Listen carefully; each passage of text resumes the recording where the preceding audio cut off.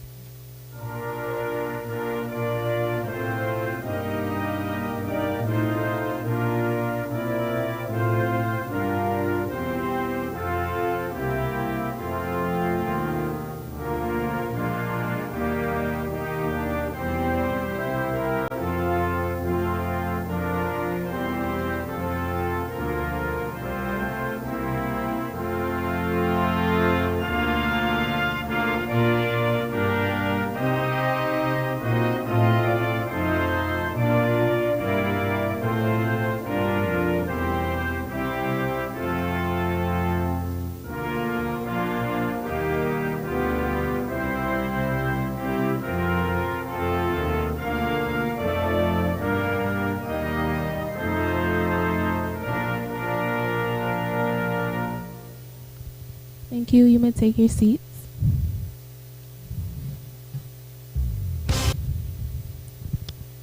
Good evening, ladies and gentlemen.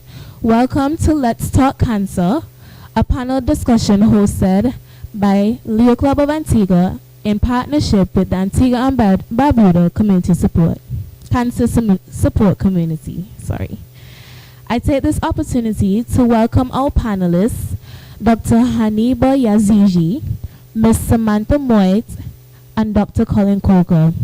I also welcome the members of the Antigua and Barbuda Cancer Support Community. I also wish to welcome everyone who took the time out to join us this evening. Lastly, let me take this opportunity to introduce our hosts for the evening, our Leo Secretary, Elena Lewis, and Leo Tyreek Thomas.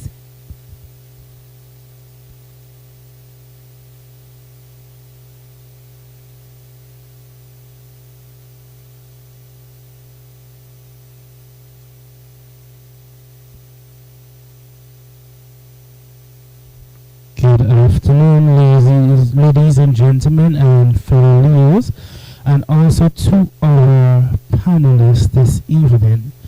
This evening is going to be a very spectacular evening, and we'll start off with the Leo prayer by Leo Adele Daniel.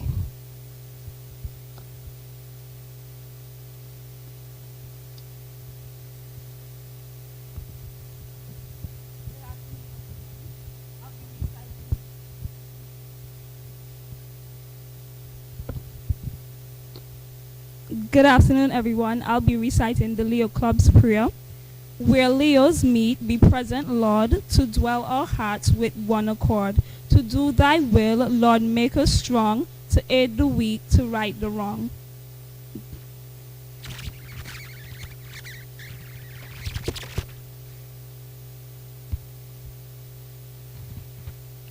We will now have the Leo Club Purpose by Leo Diana Joseph.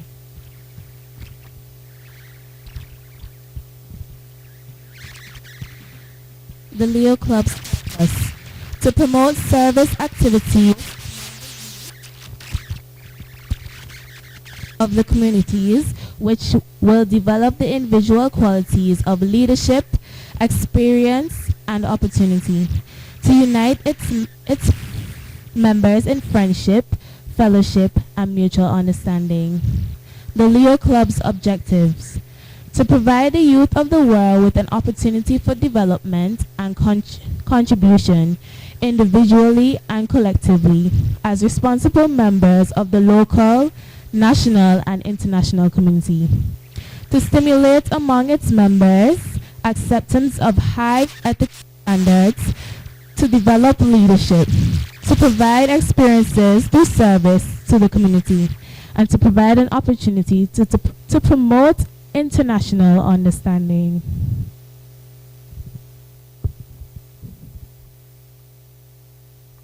Thank you so much, Leo Diana.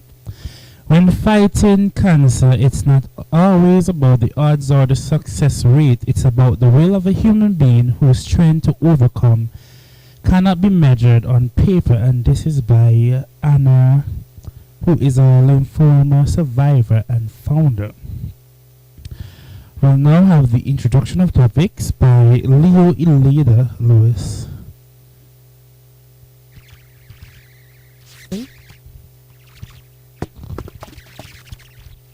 Good evening, everyone. Our Twin Island state appears to be experiencing an increase in cancer diagnosis. Learning more about your diagnosis and treatment plan helps you take an active role in planning and managing your cancer care. Studies show that people with cancer who are well informed about their disease and treatment options usually have a better outcome than those who do not take an active role in their care. We understand that some people can feel overwhelmed by too much. So we have invited 4 professionals with extensive experience working with cancer patients to join our panel and engage with you in discussion surrounding the topic of cancer, including risk factors, diagnosis, and treatment options. Oncologist Dr. Hanybal Yazgigi, sorry for the wrong pronunciation, will speak about the diagnosis, some of the treatment plans available, and the effects of cancer, long-term and short-term. Registered dietitian Samantha Moitt will enlighten us about some nutrition plans and what foods are best to consume or avoid before, during, and after treatment. Physiotherapist Dr. Colin will talk to us about the value of physiotherapy as a part of your cancer treatment plan.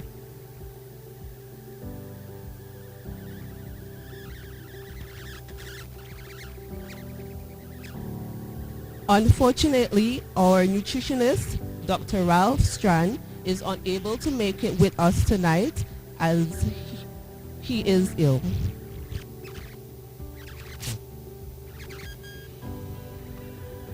I'll introduce our first panelist tonight, and that is Dr. Moitt. We introduced the emergency. Yeah.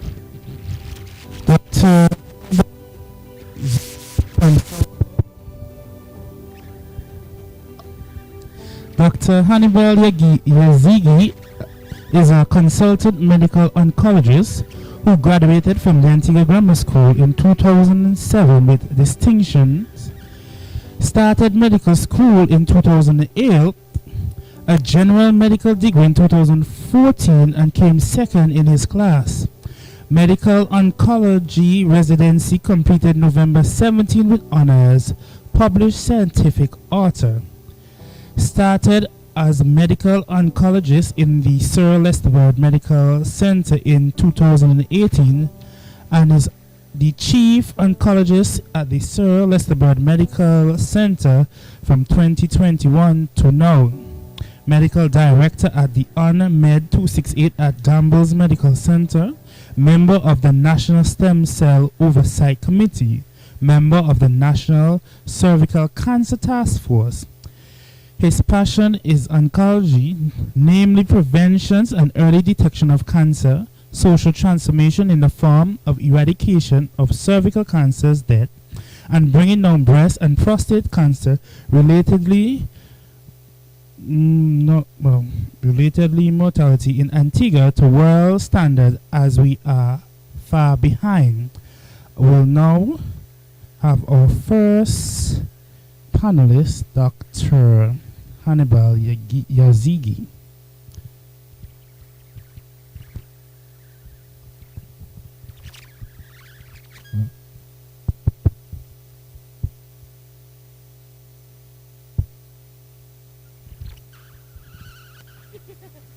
First question to you, doctor. What is cancer? Thank you for the introduction.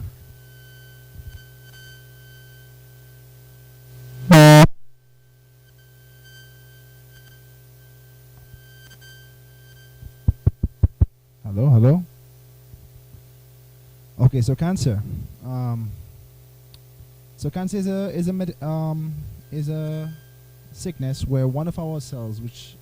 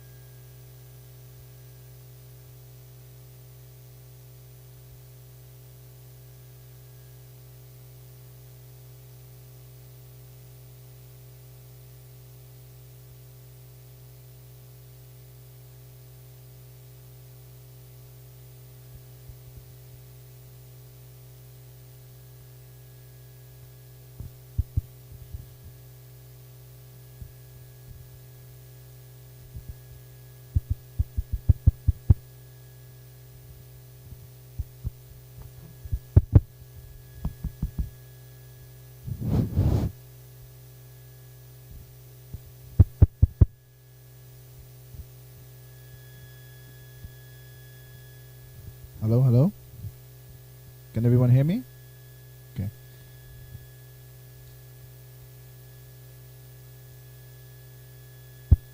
Hello? All right. Okay, so cancer. What is cancer?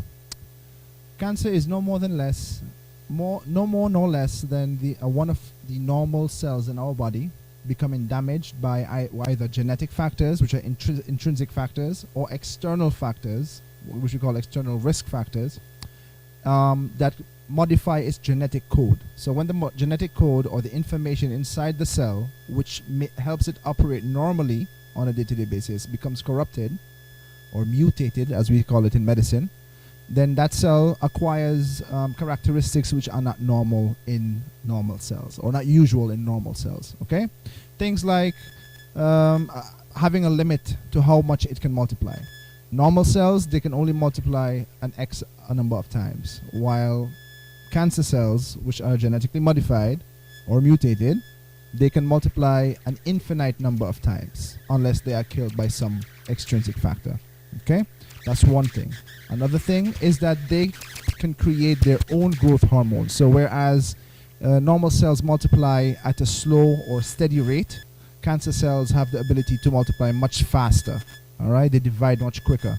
Another thing that happens as well is that the cancer cells, this is how we're able to identify which tumors are cancerous and which tumors are not. The more they multiply, the more different they look to the mother cell that created the initial mutation or created the initial division. Okay, so there's a lot more other factors, but basically cancer is an uncontrolled multiplication of cells which have been damaged by extrinsic or intrinsic factors that multiplies uncontrollably and is able to invade and destroy structures around it or spread to different parts of the body from where it originated. Thank you for that. Our next question. We know there are many types of cancers. Can you tell us which ones are most prevalent on the island? Okay, so for this question, we are on a world standard, or basically we're in keeping with the world statistics. The most commonly diagnosed cancers in Antigua and Barbuda are breast cancer, prostate cancer, lung cancer, colon cancer and rectal cancer, and gynecological cancers, especially endometrial and cervical cancer. In the hematological illnesses, the most common, which is not in keeping with world statistics, is myeloma. So we have more multiple myeloma even than more commonly heard of things like lymphoma and leukemia. Okay, so Dr. We know there appears to be a steady increase in cancer diagnostics. Based on your experience, are there a number of diagnostics increasing, and if so, is there any particular demographic that appears to be more successful, I should say? Okay, that's a very good question. Thank you, sir. So, yes, a lot more cancer is being diagnosed, okay? If there's a specific demographic that is more susceptible, no, there is not exactly a more susceptible demographic. But what we do find, there's an increase in the diagnosis of cancers that are screenable, which is a good sign. And you might think, you know, this guy is crazy. Why is he saying that it's a good thing that we have more cancer diagnosis? The reason is because awareness has become a lot better in recent times compared to before. And the general public's acceptance of what cancer is and the need for screening has become a lot improved. In Antigua and Barbuda, we have a taboo on the word cancer. A lot of people call it that bad disease or the C word, stuff like that, right? But now people are coming to terms that this is a disease that can be diagnosed early. This is a disease that can be cured. And this is a disease that if we do screen for it in the correct ways as advised by our physicians, we can eradicate completely. So yes, you have more patients going to their doctors to do their breast exam. They have more patients going for prostate exam, especially that one, which is a huge problem in Antigua. More patients going to doctors when they have colics or stomach issues, not going off properly or bleeding in the stool. They would go to their doctors.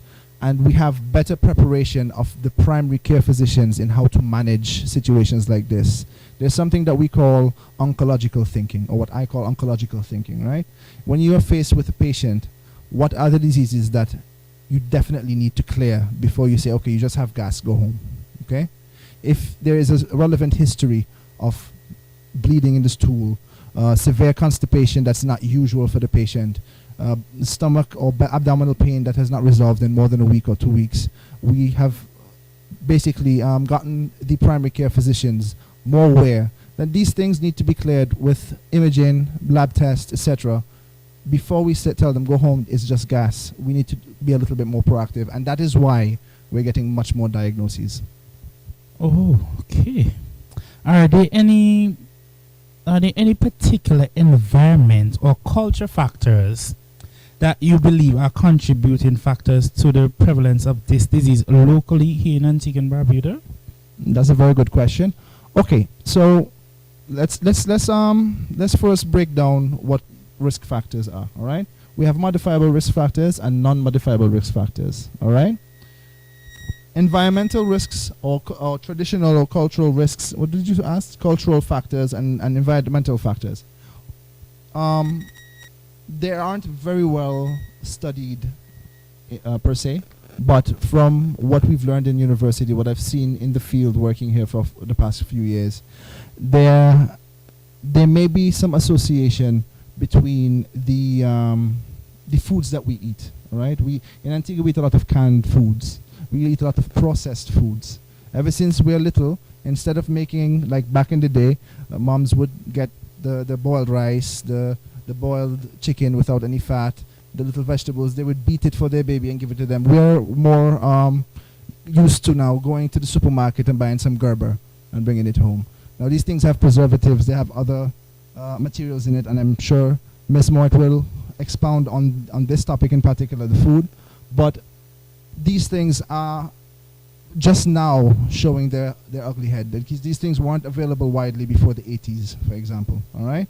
It takes a while before cancer appears. As a matter of fact, from mutation to proliferation or from mutation to detection, usually it takes 5 to 10 years. So you would have a cancer growing for 5 years, you wouldn't have any symptoms. All right? These things are things we have to start tackling from a young age. Other things, let's say environmental, cultural, foods like saltfish, foods, like smoked ham, smoked foods, those are very unhealthy as well, especially for your GI tract, okay? Meaning your gastrointestinal tract. Any food that is very high in processed materials or salts are very bad for you, okay? These are things, well, I mean, it's not something that you're eating every single day. Once in a while is okay. It's part of our culture. It's part of the tradition. There's nothing wrong with that. But eating it every day, that also poses a risk factor. And the hugest risk factor, which I touched upon a little bit, is the taboo that everybody has on cancer. If you feel a lump in your breast, you get scared. You don't go to your doctor because you're afraid of the consequences, and you start telling yourself lies like, it's just a lump, it'll go away, I'm probably near my period, or maybe it's because of menopause or whatever, and you just leave it until it gets out of hand.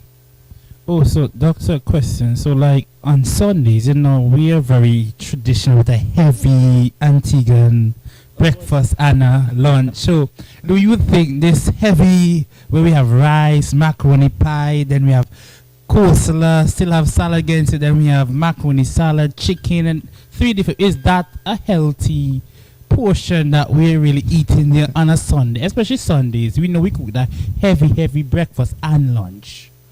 Well, I mean, in general, a lot of unsaturated fats like macaroni pie, macaroni and cheese, a lot of mayonnaise, like what we would use in the coleslaw, etc. They're not good for you in general, and I wouldn't attack Antiguan breakfast and Antiguan lunch because of that.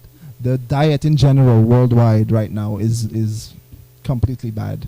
I was reading an interesting article the other way, just to give perspective. An American was traveling the world because he wants to travel the world, all right? So he goes to Brazil, and when in Brazil, he stands up on the 3rd floor of the airport and looks down just to, appreciate the view. And when he looks, he sees a group of like 300, 400 people just bustling in the airport road, getting their taxis, etc. And he tried to spot one person who was obese, and he couldn't find any person that's obese, because in Brazil, a lot of the foods they make, they're manufactured locally, and they're on a smaller scale, small business produced. This is in Sao Paulo, Brazil, right? So what he found is that people who are eating more natural foods rather than buying canned fruits and canned vegetables, ready-made, microwavable meals, etc., because of that, the population in Brazil is significantly lower in obesity, which is a risk factor for many cancers, than the places like the United States, where he originated from. What are some of the risks? What are some of the signs and symptoms of cancer that people should be aware of? I think I brushed over that, but cancers take a very long time before they're detected, okay? Which is why it's important for us to screen. So a cancer can form today, and within 5 to 10 years, you would not have a symptom, all right? And that's not because the cancer isn't there and it's growing and it's detectable. It's there, it's detectable. If you look for it, you will find it. But because it doesn't produce any symptoms until it's locally advanced, meaning it's starting to damage the structures around it, or damage the nerves that produce pain, or cause some kind of bleeding, or God forbid, if you have like a colon cancer or rectal cancer, the intestine pops and you have a huge emergency on your hands, or you get completely blocked because you cannot pass stool. These kinds of things, unless that happens, a lot of times it's not detected. And by the time it is, as I said, you have symptoms, it is already locally advanced. So, doctor, what is the initial diagnosis, and what happens after they are diagnosed with cancer? This is a broad question, but I'll try to focus it and answer it as encompassingly as possible. Okay? So, let me just look at it again. What is the initial diagnosis and what happens after? Okay. I think what we're trying to ask is, how do we diagnose it too early, right? Okay. So first, we cannot diagnose all cancers early, unfortunately, all right? But there are some cancers that are screenable, meaning there is a strategy or a protocol in place that doctors can adopt with their patients to detect these cancers early. The diagnosis of cancer is a multi-step process, all right? So first you have to be examined, then you have to actually have an idea that the person has risk. You have to assess the risk of the patient. You send for blood tests, imaging, whether it be ultrasound or mammogram or a CT scan.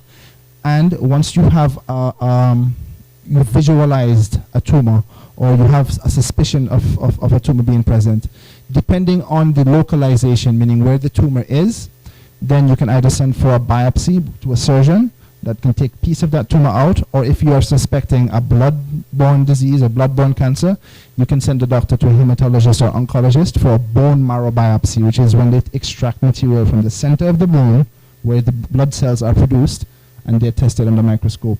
But in a very simple, very simply put, the diagnosis of cancer can only be done via a biopsy, a pathology review. Okay. Thank you for that. What are the various stages in cancer, and what does each stage mean? This is not a very good but very broad question, and I'll try to do the same as the previous one. Okay. So in general, cancers are divided into stage in order to help physicians, oncologists, be able to tailor a management plan for the patient. The stages in most cancers, and I say most because you have lymphomas and myelomas that are staged a bit differently. You have stage 1, 2, 3, and 4. Okay? Depending on the cancer, you can have stage 2 divided into 2 things, or stage 3 into 2 or 3 things, but basically stage 1, 2, 3, and 4. Stage 1 usually is when a cancer is very small, or it is localized in one place without any damage to much of the organs or structures around it. Stage 2, usually the cancer is a little bit bigger and might be going into, very important, might be going into the lymphatic system and lymph nodes around it, but not so widespread or causing much damage. Stage 3, usually, again I put emphasis on usually because it's not the case for all cancers, the cancer is called locally advanced, meaning it's starting to invade structures around the main tumor. It's starting to spread to the lymphatic system, but it hasn't spread outside of that general area, outside of that region. It hasn't gone, for example, if you have a breast mass, that's stage 3, you'd have a large mass. It can either be infiltrating into the skin or it's attached to the chest wall. You definitely have lymph nodes underneath the arm, but it hasn't gone to the lungs or to the liver or to the bones, etc. Now, stage 4 disease usually is when the cancer is in one place but has already thrown out seeds into the blood or lymphatics and gone to another organ. I'll use the same example of breast cancer. If a breast mass, no matter how big it is, it could be tiny, but it has spread to the lungs or spread to the bone or spread to the liver, it's considered stage 4 disease. And in general, stage 4 disease is associated to a poor prognosis as it is not curable in most cases. Again, emphasis on in most cases, okay? What are some of the treatment options, and how does a patient decide which treatment plan is right for them? All right. There are some trigger words in this question, and I'll explain why. Okay, what are some of the treatment options? Well, in general, the treatment options for cancer are first place surgery. If you're able to take it out completely. That's the mainstay. Then you have supportive treatments, which is where I come in, or oncologists come in, which are radiation and chemotherapy or immunotherapy, okay? Which is the use of certain drugs that are toxic to the cancer cells in order to kill them or to stop them from growing sporadically. Now, the trigger word here, how does a patient decide what treatment is right for them? Now, okay, the patient decides what treatment they will take, but it is up to the oncologist or the doctors that are involved in the care to offer a plan. Now, in practice, I always advocate for, and I use this analogy very much, I tell the patient, look, I know you're scared, I know this is new to you, but I want you to understand that you are the captain of the ship. I'm just the guy beside you with the compass saying, you need to go a little bit left, you need to go a little bit right. I think there's a big wave coming, let's try and excavate it. But if the captain thinks it is not right for him or for his ship, he will swerve right into the wave. We cannot control that. But what I really advocate for is for patients to have a good relationship with their oncologist, feel comfortable with their oncologist, that they can ask as many questions as they can and be as open with them as possible. That is the best way for a patient to guarantee that they are receiving the best treatment for them. And also, read. Second opinions are not bad. I tell my patients all the time, you don't have to take my word for it. If you want, you can go down, well, to wherever, the cancer center or to another, the cancer center is closed now, but the cancer center or another oncologist, or go overseas for a second opinion. There's no problem with that. How is treatment plan affected when a patient is being treated for other health conditions, for example, diabetes, hypertension, HIV? That question is not on your paper. Okay, I was trying to look for it and I didn't hear everything you said. How is the treatment plan affected if the patient has hypertension or diabetes, etc.? Okay, so there are things that we have to look out for. There are certain medications that may trigger your diabetes. In general, chemotherapy can cause your diabetes to become out of control. It can cause your blood pressure to go up and down, depending, and especially depending on what type of drug it is or which drug it is. You have drugs like, for example, Avastin, which is commonly used in the treatment of ovarian and colon cancer. That can trigger your blood pressure to rise. Steroids, which are commonly used in chemotherapy and even in radiation and the effects of radiation, it's very well known and very well associated with the with diabetes and uncontrolled diabetes. Okay, so it can cause your sugars to become out of whack, for sure. So basically, diet as well. Now the last part, diet. One of the most important things that we have to look at when getting chemotherapy is tweaking your diet accordingly, all right? Especially if you have blood pressure or if you have diabetes. In my personal case, when a patient is getting chemotherapy, if they don't have any underlying illnesses, I do tell them, no, step one, if you need to see a nutritionist, go to see a nutritionist. I am not a nutritionist. Number two, the best advice that I will give you, very low salt, very low sugar, and try not to eat too many processed foods. But what happens a lot of time, because of chemotherapy, patients don't have an appetite. So all they yearn for is a piece of cake or some ice cream or milkshake, okay, things that are sweet and cold, all right? So I allow them to have these foods once in a while because it's all they can stomach at the time.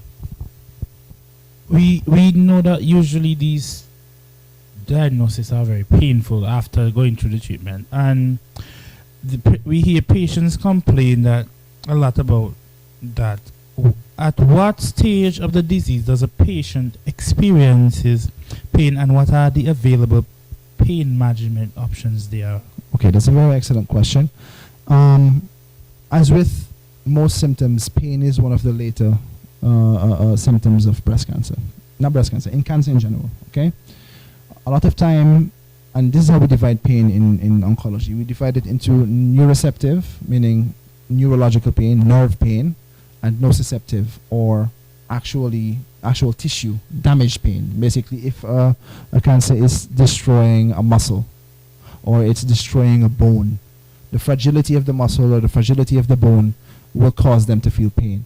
Neuroceptive pain, for example, is when a cancer or tumor is starting to irritate or damage a nerve that's close to its primary location, and it starts to produce nerve pain.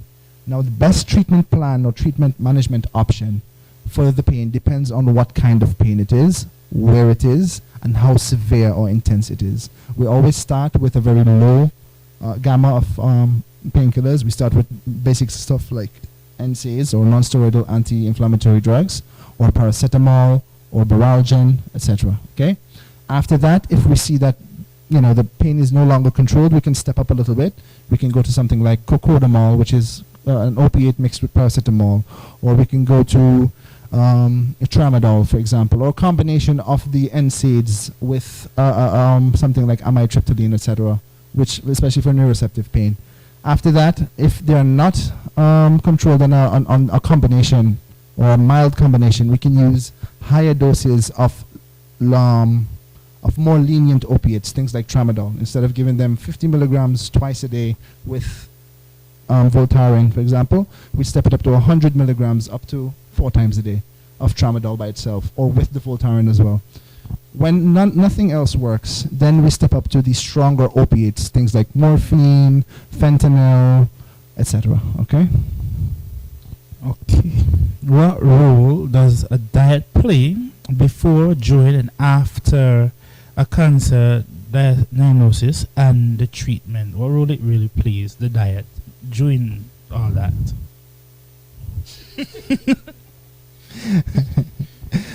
No problem. I mean, I'll give my 2 cents. It's not going to be as profound as Miss Moitt will expound on, but basically the role of diet is very, very key, especially before diagnosis. So if you have a healthy diet, your risks of developing certain cancers is lower than an average person who doesn't have a very good diet. During treatment, of course, as I said, because of the chemo messing with your sugars and your pressure and even your ability to eat, we have to tailor a nice dieting plan so that you can get the nutrients you want, you can feel happy and not miserable while you're getting chemotherapy, and give a little bit of space to eat a little bit of junk, not a lot. Don't beat me up, right? Okay. And after, of course, once you're in remission, you're healthy, you're happy, then you can go ahead forward living your life with a good, healthy diet plan. No junk food, none of the stuff that put you in that position in the first place, maybe, okay? So, I hope I answered that question, and Ms. Moitt will definitely expound. She can. Okay, yeah, so Doc was on the right path, and good evening, everyone. So diet is important, and when we get into my section, what you're going to find is that it starts and ends all. But what I want to say is that there isn't any one diet. So there isn't, I don't have a paper with this is a diet you should follow for cancer. It's very individual depending on the circumstances. Everyone's circumstances during treatment is different. There's some persons who can go through no issues. They don't have any sores, they don't have any vomiting, and they can eat normally. So they wouldn't need a special plan. However, there's some persons who have the time of their lives during chemo and other types of treatments and require special dietary intervention. So it all depends on the person, and it's very individual. I too, especially in the latter stages, during chemo and sometimes even after, depending on the stage of the cancer, I tend to be very lenient, because at the end of the day, we're dealing with an individual, a human, and we have to remember humanity. I know some family members get upset. They're like, oh, they shouldn't be eating this. They should. But if this is what the person wants, if this is what they can tolerate, I'm all up for it so long as they're eating. So it really depends. It's very individual. Thank you very much for that.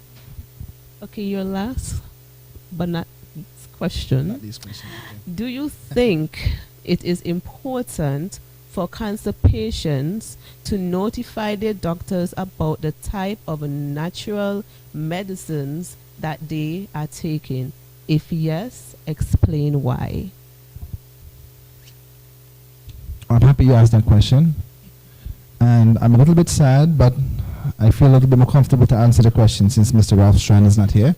So I think there's a very definite place for natural medicine in the management of any ailment, cancer notwithstanding. Okay, so I think that yes, they should advise their doctor what they are taking, and I think also they should that the doctor, because I'm going to give you a little bit of inside information.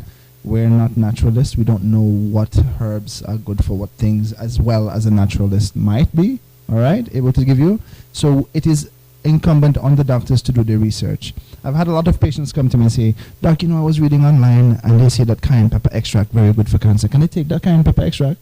Or they would come with elderberry or some bush that I've never heard of and say, does it react with any of the drugs that you're giving me? Because I'm not really sure, I don't want to take anything without you give it. And before I used to always tell them, man, it's just natural medicine, just take it, But then I started reading, okay, and I started updating myself with the different natural remedies and different bushes and stuff that is coming, and I realized a lot of them are very, very good, all right, and there's no exception needed for them to be taken with the chemo, but they do have some natural substances, let's put it like that do interfere with a lot of medications. Now, this is something that we learned in medical school: grapefruit juice, cranberry juice, these things, right?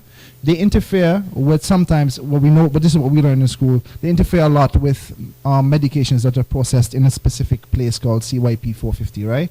Where things like warfarin are metabolized in the liver, and for warfarin to work properly, you cannot have grapefruit or grapefruit juice while you're taking warfarin because it decreases the effect of warfarin, all right? And when you stop taking it, now you up the dose, you confuse the doctor, and you start to bleed because you're not under grapefruit juice, you're not drinking grapefruit or eating grapefruit, and you have too much warfarin in your system.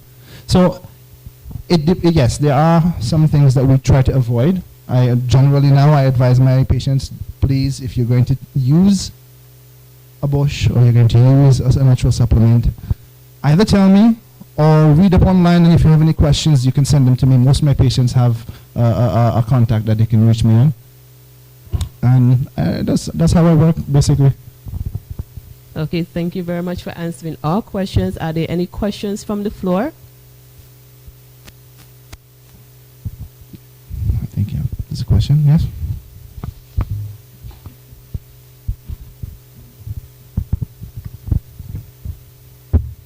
Good evening. Good evening, sir.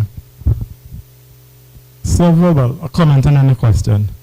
When you spoke about the after treatment, sometimes the person loses appetite and someone may want ice cream. You know, I just remembered one of my mentor who died recently. Last year he said he told his son to bring 5 minutes in the hospital. The Monday night was ice cream and he died the Wednesday morning. So you wanted ice cream and what happened? And he died the Wednesday morning. He did went through chemo and so on. So I can relate to the craving. However, my question is that I've known many persons that they have been visiting the doctor, doing their regular annual physical, and some of them, they complain about certain pains at certain places, and they go to the doctor time and time and again, and the doctor gives to say, oh, is this something simple? And right now, I know two persons. One of them is my in-law, and one is my my co-worker, that they're both stage 4 in their respective cancers. And what I'm saying, they've been visiting the doctor, having certain complaints, and the doctor just not giving them nothing satisfactory. Now, a person, the way I look at it is that if you're a doctor for X amount of years, and you're a patient and you have done certain checks, because certain symptoms will be associated with certain illnesses. And if you've done certain checks or done certain treatment and you realize that it's not working, why not check for cancer? There are too many times I've known persons that have been diagnosed with cancer, and some persons are diagnosed at the last stage when they've been visiting the doctor regularly and it's just nothing. Let me repeat the question to you so you can tell me if I'm on the right track, right? So basically you're saying that some patients, they are diagnosed at stage 4 or final stage of cancer. They have a general doctor that has been seeing them for many years. And when they go with pain or they go with a complaint, the doctor just gives them something that might not be working well? Yes, the doctor gives them something and it doesn't work. And they may tend to go to other doctors and they still have the same problem. Are they going to a specialist? No, I mean the person they will not. No. The layman would not go to a specialist. Right. They will go to a general practitioner. Right. It's up to that general practitioner if he or she sees something to refer to a specialist. To go to XYZ specialist. I agree with you 100%. And there are many times I've known persons.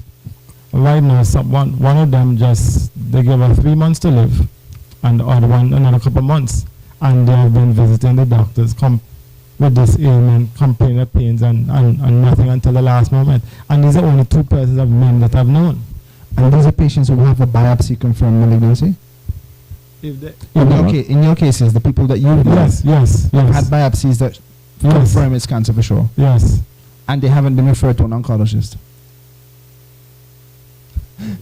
Okay, so they've confirmed, they've seen the oncologist, and after they've seen the oncologist doesn't, there's no more chemo radiation that we can do for you, there's no surgery for you. We're just going to take care of your symptoms, correct? One case, there was no biopsy until the latest stage they decided to check, and then they realized the cancer is too far gone. The person have cancer of the womb, too far gone. Other person have gotten biopsies, and then in the beginning they weren't satisfied with the results that they're getting from here, so they asked to go to a doctor who would use an endoscope because they believe something is wrong, and that doctor confirmed, look, you have cancer, and they better travel overseas for a second opinion. But other doctors there they were going to was not telling them, look, well, this is the case, or instead refer them. They just took the initiative and said, look, hey, something have to be wrong, so I need to go to a doctor to look inside of me. Definitely. Okay. So I'm going to try and answer this in a very objective manner, okay? If a patient has cancer, all right, a lot of the time, most of the time, almost all of the time, they're not diagnosed. They're not diagnosed by their oncologist. The oncologist can help in diagnosing by guiding their general practitioner or their surgeon as how to go about getting the diagnosis. Why I say that? Remember I said that the diagnosis of cancer is done by biopsy. The oncologist doesn't do a biopsy. It's the surgeon that does a biopsy. Now, if a patient comes to me and I'm suspecting that they have cancer because the imaging is showing something wrong or the bloods are showing something wrong, I'll send them to a surgeon to get the biopsy. Now, it is incumbent on their doctor, their general doctor, or the surgeon who does the biopsy after getting the results to at least, if you don't want to refer them to an oncologist, discuss the case with an oncologist so they can guide you as the way forward. All right. The best way to go in these cases is if you're not getting a solution with your doctor, all right, go to another one, which you've told me that they have done. All right. If you're not getting a result with that doctor, go to a specialist of your own accord. The same way that you've gone to Dr. X, that's a general doctor, you didn't get any results. You went to Dr. Z, which is an internal medicine specialist or a surgeon or whatever. You didn't get any results. Maybe go to an oncologist or a hematologist, depending on what the type of cancer is, and see if you get results. Did I answer the question more or less? More or less. You want to specify what you want me to answer? No. I mean, you answer to the best of your ability, right? And I appreciate that. I can live with the answer that you gave me. No right? problem. But always one general rule of thumb: if you're not satisfied with the answers you're getting, search for answers elsewhere. One more question. Sure. I know, as you said earlier, chemo affects different persons differently. Do the type of blood you have has something to do with the effect that chemo has on your body? There is information like that floating around. I've read stuff like that, but there's no conclusive evidence in most cases that the blood type, when you're saying blood type, you mean the A, B, O, or AB, right? And the rarer blood types. Now, unless you have a very severely rare blood type that I'm not aware of, there's no common blood type that I am aware of that reacts with chemotherapy in any certain way. Okay, thank you. You're welcome, sir. Are there any more questions? Okay, over here.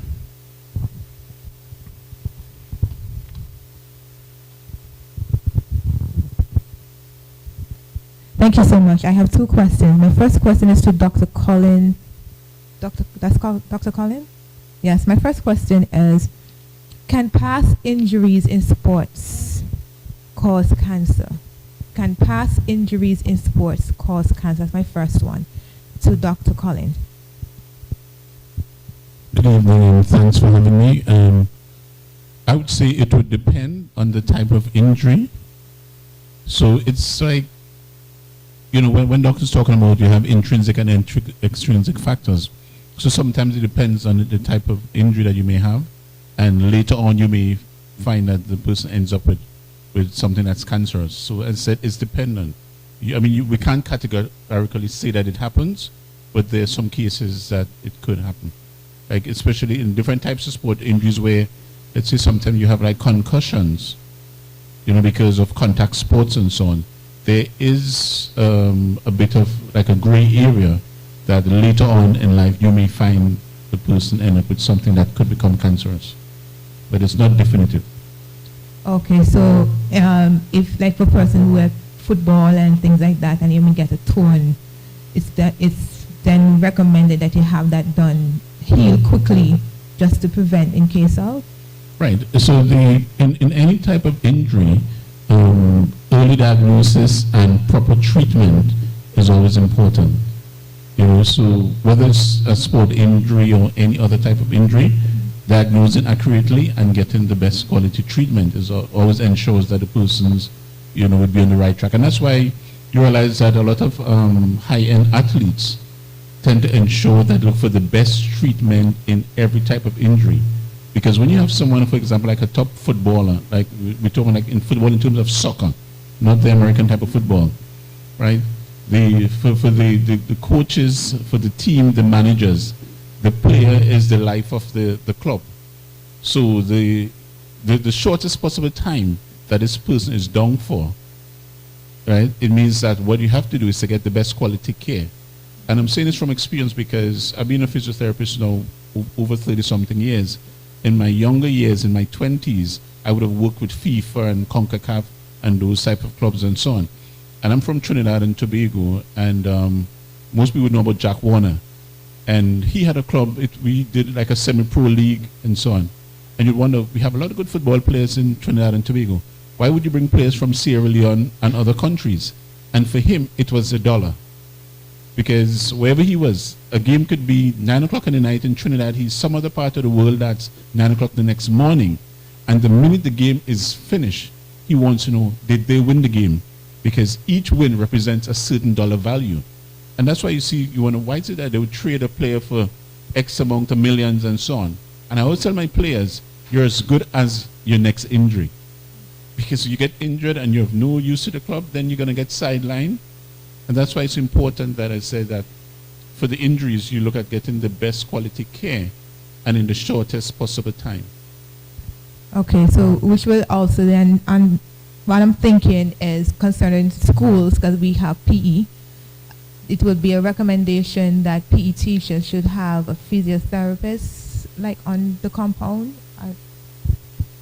It could be depending on where you are. For example, it depends on the structure. I lived and worked in the Cayman Islands for about 6 years, and the structure is a bit different in that you'd have the physical education teacher, and most times the phys ed teachers have a fair amount of training in the various types of sports medicine, the treatments and injury prevention and so on. So yes, if you could afford it, because a lot of the private facilities in the Cayman Islands would have had the phys ed teachers, and they would also have a physiotherapist, not necessarily on staff, but also like a consultant physiotherapist, which is what I would have done during my tenure in the Cayman Islands and so on.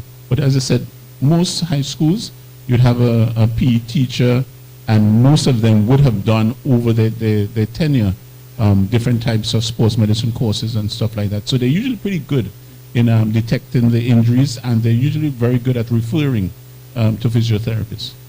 Okay, last but not least, anyone on the panel, it's been said emotions are the rise of cancer. Emotions. And one of the things is we hate, we don't forgive. And my question is, can you speak more about the mental health and what the reason why we should release instead of withholding our emotions? Thank you so much.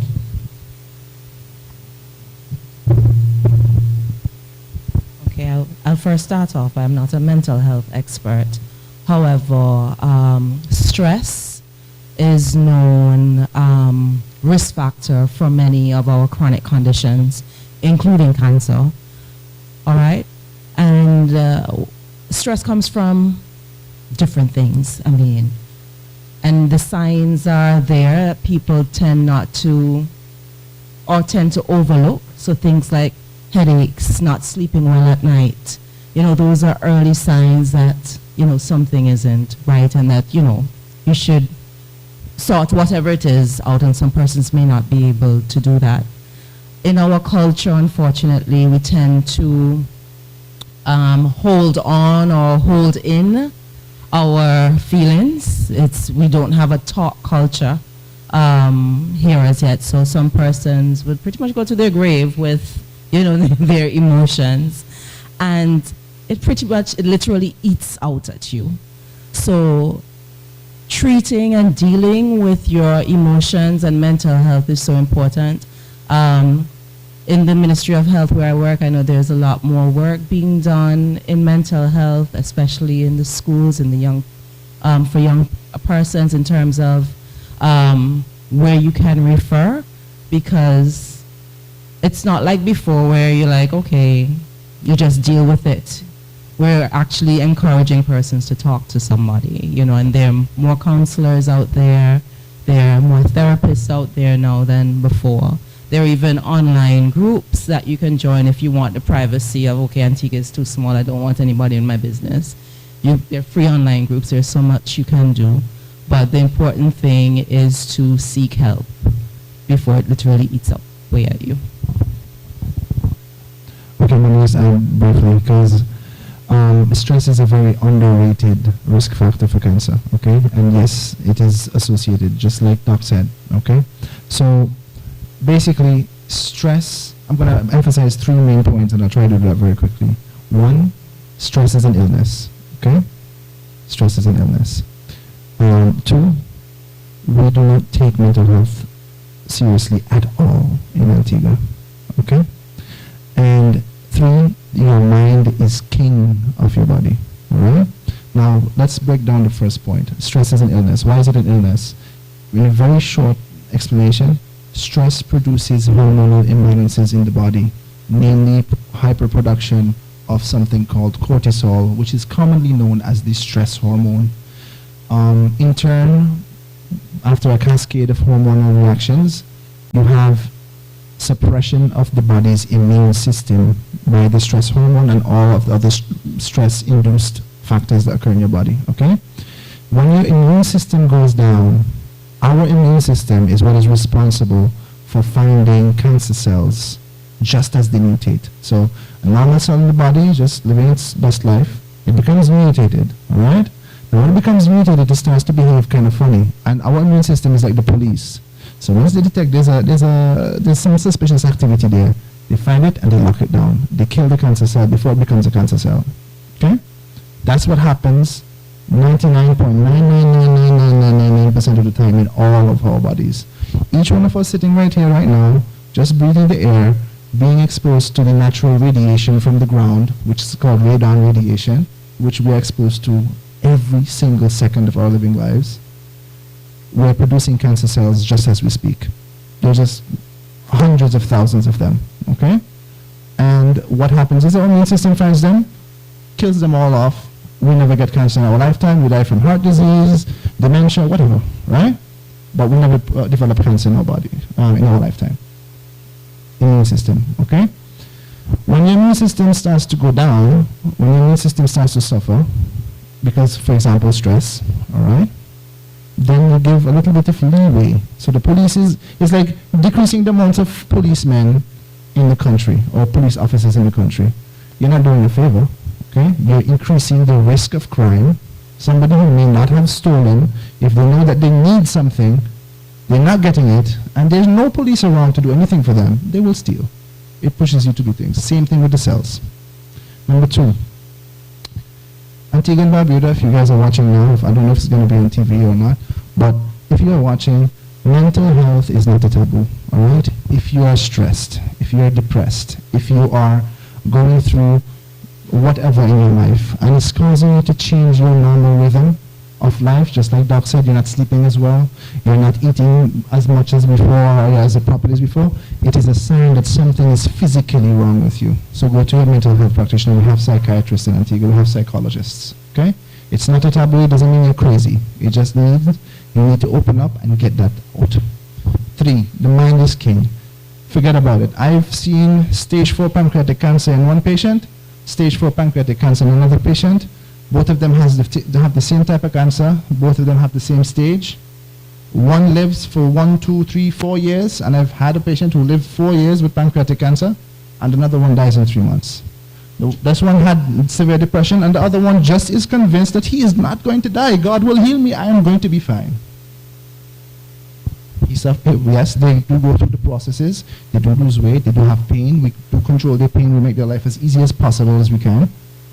The disease is advancing, but they live a little bit longer than their counterpart that is not depressed, that is, their counterpart that is depressed, that is down in the dumps, that is very stressed.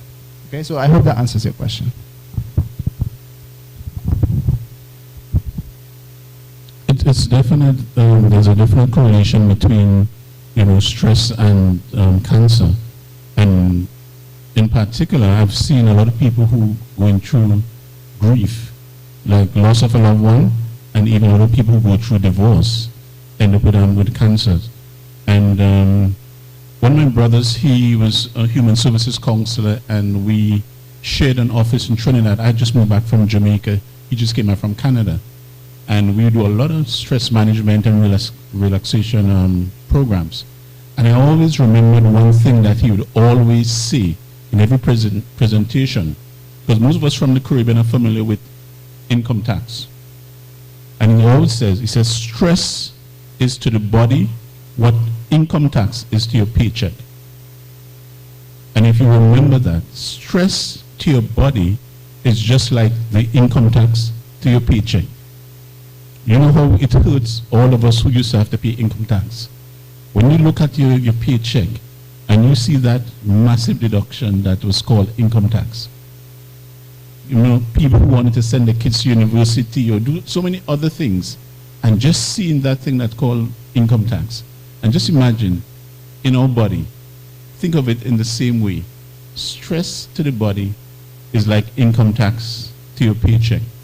I've seen many people who would have lost loved ones, and within short order, the stress of losing that person and then going through the process of grief.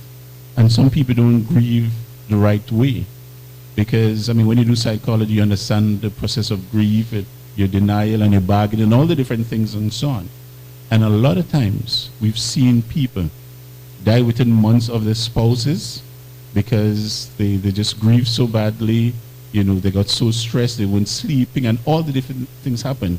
Ended up with cancer, and then in short order they were to die. So really and truly, there's a definite correlation between effects of stress. And the good thing about it now, as we're saying, is that we're more enlightened, and the role of psychologists has become even more apparent now. Because years ago, the minute you started thinking of mental health, people thought that you were crazy, and then they would refer you to a psychiatrist. And if you end up being referred to a psychiatrist when you really need a psychologist, then you could actually end up becoming crazy when you just needed some counseling and some relaxation therapy techniques. And even as a physiotherapist, in my practice over the years, we've spent a tremendous amount of time doing stress management techniques and relaxation techniques, guided imagery, and so many different things. And we're blessed in the Caribbean by having the sea. And Antigua, everybody says, the beach is just the beginning, and you have 365 beaches, but how often have we actually gone down to the beach? When last did we do like the people who go to so many far countries for thalassotherapy, where they just go and they soak up in the salt water? And we have it here. And these are so many things that can cause us to become relaxed. When I first came to Antigua in 2019, my very first office was right next to Beach Limers out in Fort James. The building that used to be Moment's restaurant, but Dr. Barbara Bird and I, we converted it into our practice. And so for the stroke patients, we just take them across the street into the water. We did our water therapy and all the different things like that. And it was amazing that for a country like Antigua with so many beaches, there weren't too many people using the sea. I'm from Tobago, and a lot of the elderly folks, once you reach retirement age in Tobago, you tend to buy the aqua joggers belt. And in the morning at 5:30, you see many of the retired teachers and retired policemen. And there are groups of people at the popular beaches like Pigeon Point Beach in Tobago, Mount Irving beaches, and so on. And they go there and they just relax. Forget about all the cares of the world. And so they end up living till they're 85 and 90 and 95 and 98 and stuff like that, because they've understood the importance of relaxation. And even on a personal note, for example, my mom would become 85 next month on the 16th of July. And mom got married to my dad at 19. But by the time she was 35, we became a widow with 8 children, 7 sons and a daughter. My youngest brother was 2, the oldest child was 17. But mom's approach to life is like, whatever happens, I'm going to cry, I'm going to deal with it. But tomorrow, once I get a good night's sleep, I can get up and deal with the world. And she's 85. Her dad was 98 when he died. Her auntie was 99. And the old uncle was 103. Because they looked at life in a different way. They got up in the morning, went down to the beach. We lived close enough to the beach. You know, they'd walk out and so on. And it was just how, I mean, and mom didn't just lose dad. She lost 3 of her sons. So we're down to 4 boys instead of 7. But she still looks at life from a different perspective.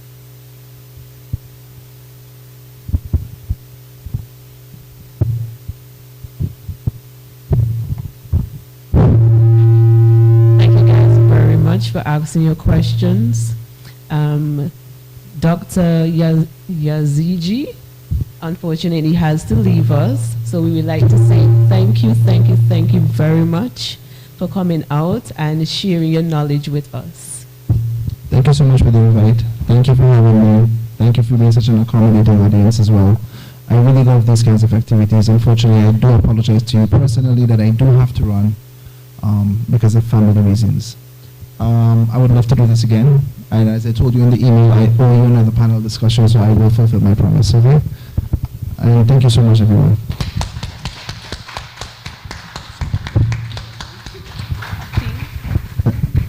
Have a lovely night, everyone. It's a pleasure, as usual, to share the stage with you guys. And yes, have a blessed night.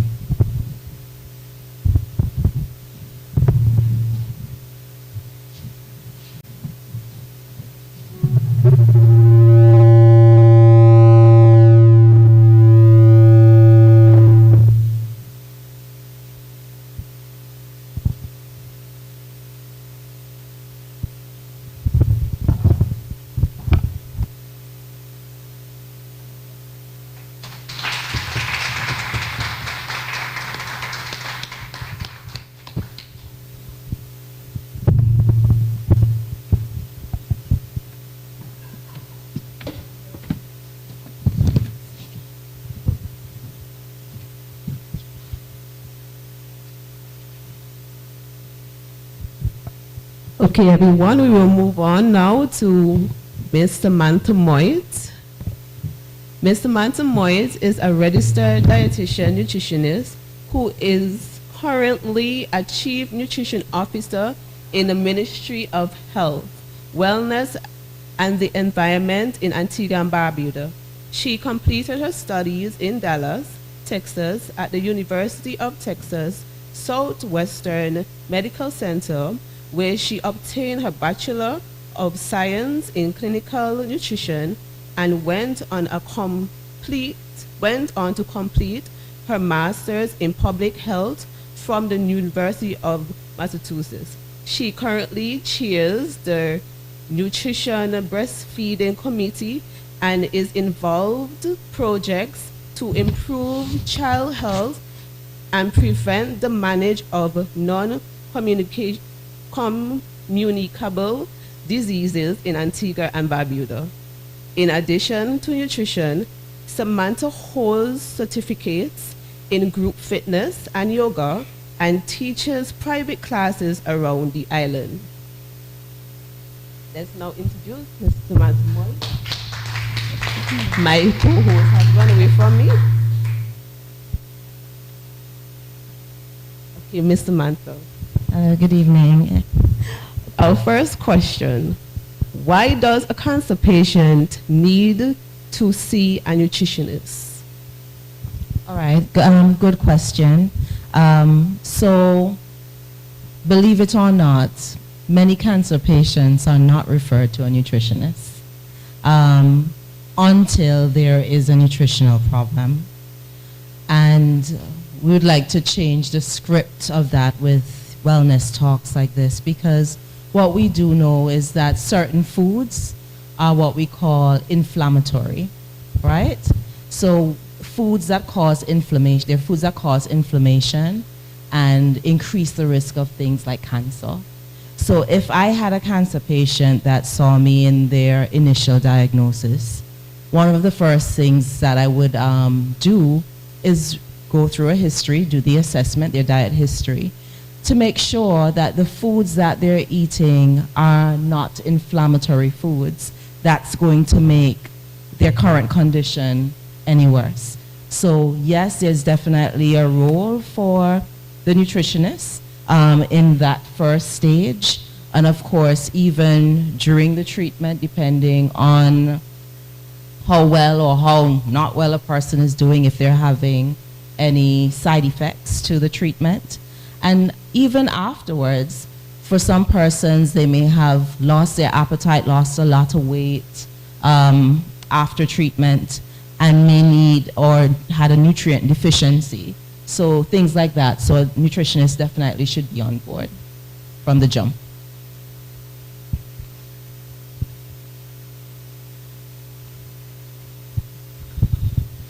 Okay, nice. Okay. What are some of the nutritional deficiencies or habits that could contribute to a person developing cancer? That's a very good question. And the thing is that most of our common cancers, breast, prostate, are linked to nutrition. Some of the cancers are not significantly as much so. And it comes back to the dietary habits. The first one being obesity. Obesity increases the risk of developing cancer. We also know things like drinking too much alcohol, so the overconsumption of alcohol it can lead to things like stomach cancer, oral cancer, and so on. You also have processed foods. So the more processed foods you had, remember I spoke about inflammatory foods earlier, and I should have kind of broken that down a little bit more. Inflammatory foods includes things like sodas, the fast foods, your fried foods, your processed meats, like especially those like corned beef, your spam and meats in the tin, your sugary or baked goods, those dessert items and the candy. You're like, well, that's everything that I like. But those are highly inflammatory foods. The problem these days is not that we cannot have them, because we've had them most of our lives, is that it's the overconsumption at this point. It's when these things used to be treats. When I was growing up, a treat was if you had, a fast food on a weekend. It wasn't every weekend.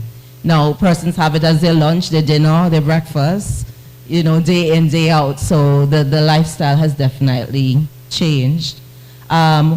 What I also wanted to mention with regards to the lifestyle is that persons who tend to live longer and do well and not have high rates of cancers tend to come from communities that follow a more plant-based or seafood diet. So let's say, for instance, there's a group, an SDA, Seventh-day Adventist group in California that they've studied quite well, and they found due to their types of diet, they don't have much cancer rates among that group. Also the Okinawa group, Okinawa Islands in Japan, where they have lots of centenarians, persons living to 100, they don't have a lot of cancer either, and they trace it all back to their diets. I have a personal question. This is one from me. I had a grandmother who was a cancer patient, and she died of cancer.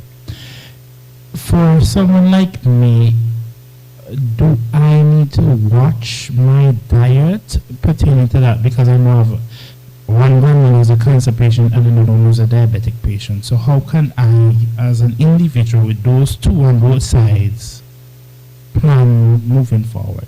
That's a very good question and very good insight for you as well, and anyone else who knows their family history. And if you don't know your family history, it's very important to know like you do, what's going on at both sides. So the first thing is that knowing the type of cancer that, comes on both sides. The other thing is, because you know that history exists, you now have to, you have it in your mind, or you should have it in your mind, that you want to take certain precautions. So if I had two parents that had diabetes, I would definitely treat myself a different way, especially if they had complications, if they had a amputation, if they were on dialysis, that sort of thing. So you would definitely have to make whatever necessary changes, whether it's with the weight, with the diet, that sort of thing, and make sure that you get screened. The screening is important. Okay, so I will remember to set an appointment with you before you leave. No problem. What is an ideal diet for a cancer patient? And I would say more of after seeing with my grandmother suffering with breast cancer for about 18 years, what is the ideal diet for those persons that really have it bad? So there isn't, as I said, there isn't a paper I can say, hey, eat this, because we have to always consider individual preferences. However, a diet close to plant-based, or what we sometimes call whole foods, is usually best. These contain your vegetables, your fruits, your good types of fats like your avocados, your fruits, spices. I'm not sure if most of you notice these days that there are quite a few spices that are becoming very popular than before. So things like turmeric, yes, cinnamon. We've been using ginger and garlic for a while, saffron, spices as well. Those are what we call antioxidant foods that helps to build the body. Certain herbs such as rosemary, basil, parsley, your nuts and your seeds, your legumes, your lentils, red beans, your complex starches. So some people say, I don't eat starchy foods, but starch is important because it's your energy food. And we have quite a good supply here of ground provisions, sweet potatoes, oats. Those are all what we call anti-inflammatory foods and would be good for persons who are diagnosed with cancer. However, just bearing in mind, if there's any other issues, especially health issues or medical issues they may be dealing with at that time, that some of this may need to be eliminated and something else added.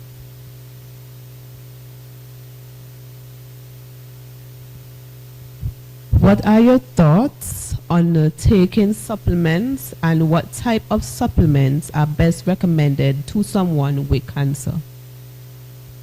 So I do believe in supplementation because none of us eat perfect. Am I right?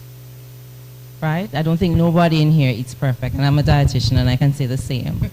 And I remember in school they used to say supplements are like insurance, because you never know what's going to happen. So you may have you get up this morning and you plan to eat a nice balanced diet, have all your fruits, have all your vegetables, drink your water, and then your day goes and things don't happen as planned. Supplementation, especially a multivitamin supplementation, is important. It helps to make sure that you are insured. All right? So you can think about it that way. There are other supplements as well that are very helpful for boosting your immune system. Zinc is one of them. Zinc is a very good supplement that most persons should be taking because it helps with, and it came out a lot, that one, and vitamin D came out a lot in COVID, because they help to boost your immune system, protect you and prevent you from getting certain illnesses. Because even if you have cancer, yes, you already have cancer, but you still don't want to be dealing with constant colds, flus, COVID, that sort of thing. So taking these immune boosters is something that I would recommend. However, before taking any supplementation, as Dr. Yazgigi mentioned, make sure that you discuss it with your doctor first to make sure there's no interactions with your medication. But usually those tend to be pretty good. If a person has a deficiency as well, so if they have an iron deficiency where the doctor said, listen, your blood count is low and we need to build it up, a person may need to take iron or maybe calcium, depending on if their calcium is low. So it just depends. Thank you. Okay. Next question, we will share the importance of nutrition during post-chemotherapy. So post-chemotherapy, nutrition is always important. I mean, from the beginning to the end. As I said earlier, sometimes after chemotherapy, you may have to assess where a person's at. Would they have lost weight? Would they have now developed a deficiency because they had vomiting? Would their blood count have dropped because they weren't eating? Did they have food aversions? They couldn't eat certain foods, so this whole food group was out of the question during chemo.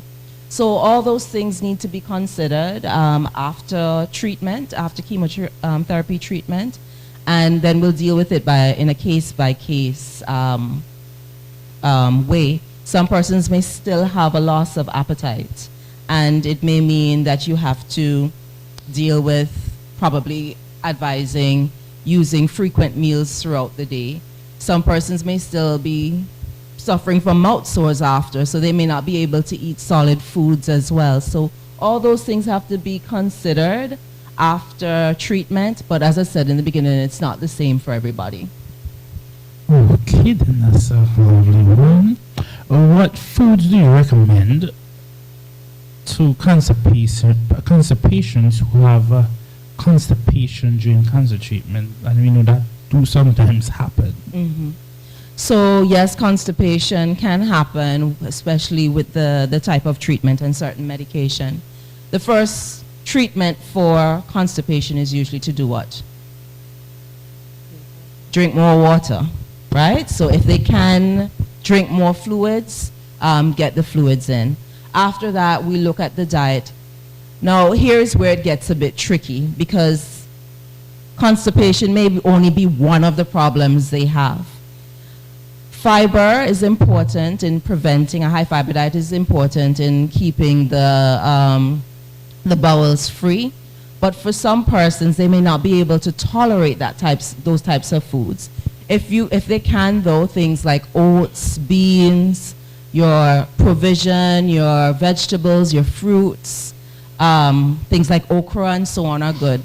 If doing all that is not working, they may need to take, maybe need to be placed on a laxative to help, or a stool softener. Are there nutritional tips for preventing diarrhea during cancer treatment? Well, I'm not sure about preventing diarrhea, because sometimes, it comes with the territory. But what you can do is prepare for it and treat it. One of the things that you can do is use bland foods, so no dairy products. We just talked about fiber, so you're going to have to decrease the amount of fiber now, so that's a little different. Using what we call more bulk foods, so you can use your crackers. Some persons use bread, some persons use arrowroot, making sure that you're having your electrolytes. So electrolytes can come from natural things like coconut water, fruit smoothies that include things like bananas and so on, to make sure that you're replacing that fluid that is lost. So I have one question. I'm trying to technically see I'm going to take it out. So if you're a cancer patient and also an HIV patient and you're obese, what nutritional tips can you give to that individual that have both those? So it's three: cancer, HIV, and obesity? Obesity, yes. Okay. So the nutritional tips wouldn't be much different. Our patients with HIV, unless there's a complication, eats the same way, so there wouldn't be any specific nutritional variation for them. Anyone, whether they have HIV or not, or obese and is going through a cancer treatment, it is definitely not the time to talk about weight loss, because you want to get them through this period. Once they've gone through their treatment and they're doing well, then you can deal with the weight loss on the other end. But during the treatment, definitely not a high-level topic. Okay, so after the treatment, and say 2 years has passed, and the weight is still there, but within a week, there's a rapid weight loss. What can that cancer patient do? Because sometimes you already passed the phase of the treatment, 3 years has passed, and then within a week, there's a rapid weight loss. Is there a problem in the person's diet, or they have to go back to the oncologist? So they would, if there's a rapid weight loss, regardless if you had cancer or not, it's important that you seek medical attention, because it may not be cancer, it could be diabetes. It could be a stressful situation that just happened. So it can be so many things, but the important thing is to, once it's not intentional, like Carnival come in and you lost 20 pounds in a month. You know, but yes, once it's not intentional, you definitely will look into it. Carnival. So I understand that point of it. So even though we're not cancer patients, what is a preferred diet you can give to us tonight to not stray in the part of cancer itself? So I'll leave that little part for you to give that in a short presentation so you can more expound into the nutritional part of it. No problem. So in terms of cancer prevention, because we always want to start from the top, we know that certain types of cancers are nutritional. It depends on nutrition. And believe it or not, it starts from pregnancy.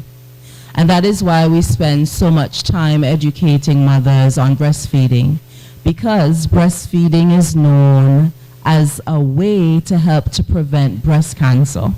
So it starts right there. Also, breast milk increases the antibodies in it, increases the baby's immunity from early. So you're giving a baby the right start right there. So now we come to our children and our adults who are now eating regular food. As I mentioned earlier, you don't have to be vegetarian or vegan, but you want to make sure that most of your diet is plant-based. What we do find, as I said earlier, is things especially like meat, and we use a lot of meat and chicken and those sort of things. And canned food as well, they tend to be linked to cancer. So we're encouraging more persons to use more fish if you can. If you can't do fish, do beans. Beans are always cheaper on the market. Your good fats, your vegetables, using things that are in season. So even things like bell peppers. Bell peppers have lots of antioxidants in it. If you can add it to meals, that's something easy that you can add all the time. So that's a consideration as well. Onions, broccoli, carrots, spinach, those are specific foods that are very rich in antioxidants. So it helps to protect you from now. Other things, fruits, your berries, your apples, your oranges, your pomegranate. Do you see how much they sell pomegranate juice for in the supermarket? You ever noticed the price of a pomegranate drink? Is what, like, expensive? $40, yeah, for a bottle of this drink. And it's because of the power of the antioxidant in it. And we have it growing wild here. So things like that, don't let those things pass and you see them like, or if it's in your yard, use it, all right? I mentioned the spices, your herbs like your rosemary, your parsley. Those are natural, high antioxidant foods.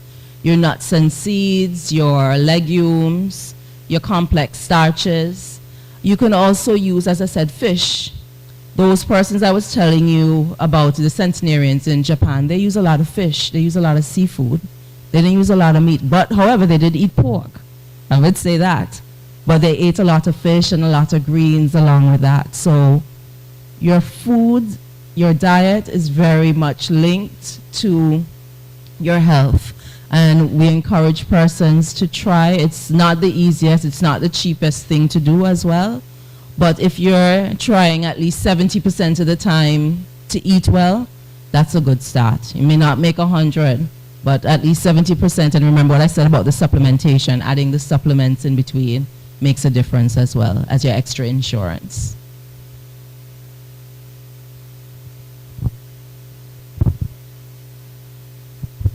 Are there any questions from the floor?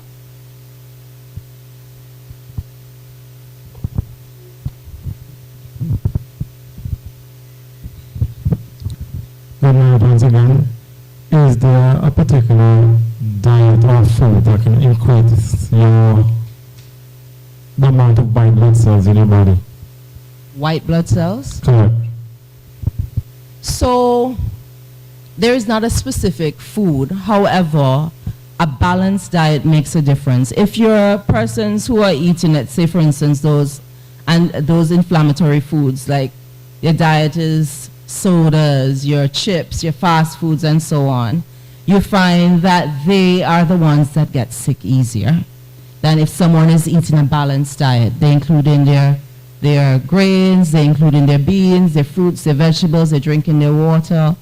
It's different in terms. So there isn't one food, it's your overall diet. Okay, thank you. You're welcome. Do we have any other questions from the floor?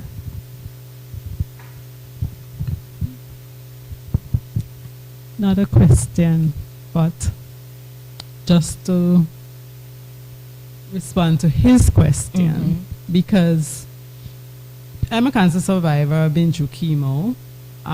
While going through chemo, you have the situation where your white blood cells go very low, and what they recommend is, well, what was recommended to me first was the Welch's white grape juice, and it worked.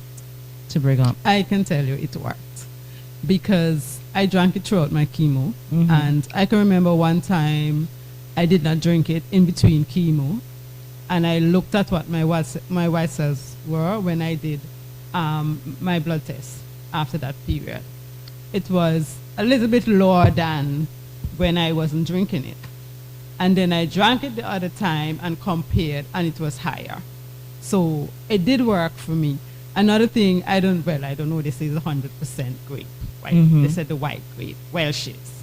I don't know, it do work. So then another thing, they recommend bone stew. And a lot of people testify to it that it does work. You don't have to eat the meat, you just boil the bone broth, and drink the broth. Right. And they say it worked for bringing back up your white cells. Right. And it's especially during chemo, because we know that the chemo, it kills the bad cells, and in the process it kills the good cells, and then if the white cells are too low, you can't get the chemo. So it's a struggle for many cancer patients, but I just wanted to bring that in. Thank you for bringing that up, sister. It just goes to show, I mean, I, as the nutritionist, don't know everything. However, this is a benefit of support groups, all right, persons who have been through it, what worked for them, because I'm sure if I looked up the Welch's white grape juice, you know, yes, you may find a few, but nothing conclusive, so I wouldn't be able to conclusively say. But so another cancer patient hear your testimony, and they're like, yeah, I'm going to try that. So that's the importance of support as well, and persons speaking up. Hi, I just would like to confirm what the previous speaker just spoke of. I am not a cancer survivor. I am a cancer supporter. And I can testify to the bones, the bone meat, bone broth, and the white grape juice, Welch's white grape juice, as a supporter. So I am not an experiencer, I am a supporter. So just to back up the lady that just spoke. Thank you. Thank you. Do we have any more questions? Okay, then. Thank you so much. Thank you so much, Ms. Samantha Moitt. Our next panelist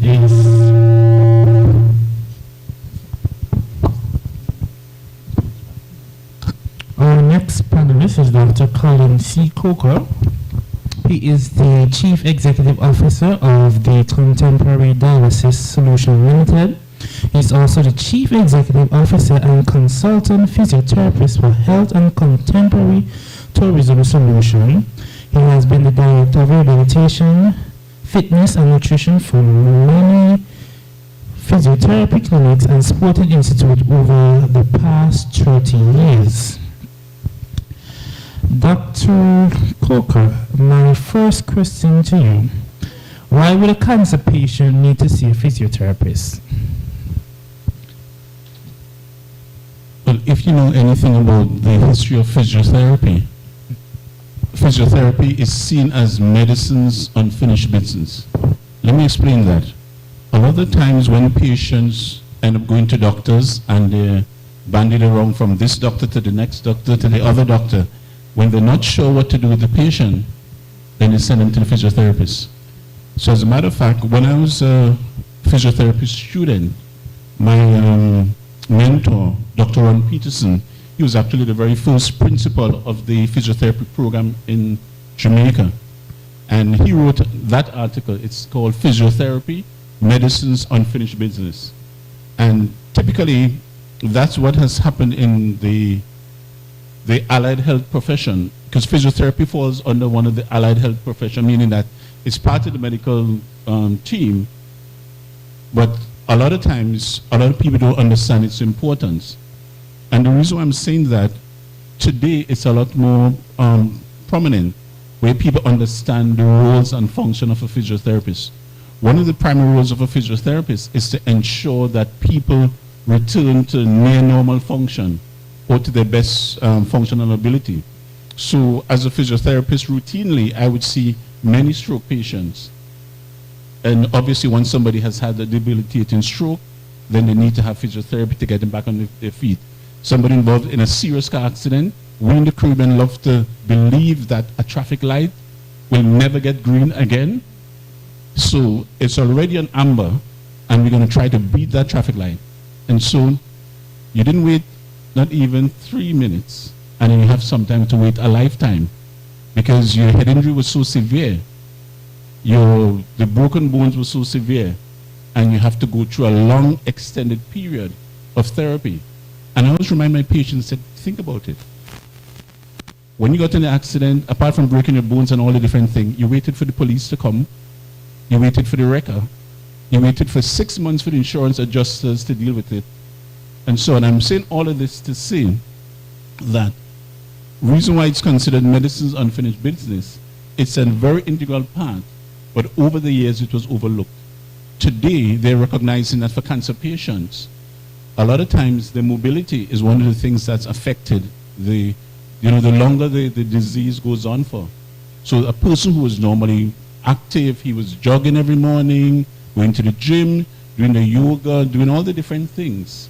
As the disease progresses, then there's a period of time that that person may become immobile and would need the assistance of a physiotherapist to regain function. The other thing with cancer patients is that a lot of them, when it's very, very debilitating, they're in severe pain.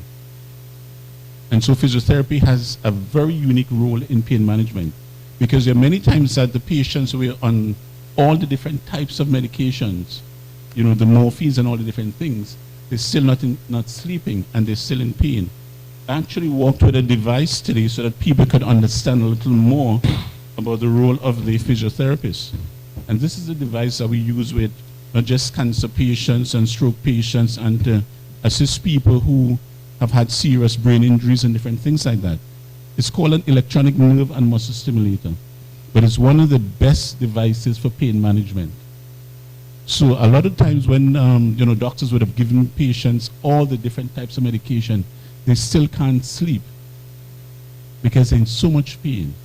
And then we as a physiotherapist would go in, hook them up to this device, and you see that this pack has 4 electrodes in it, right? So, and you connect it to the device. So there's the red one, which is the positive.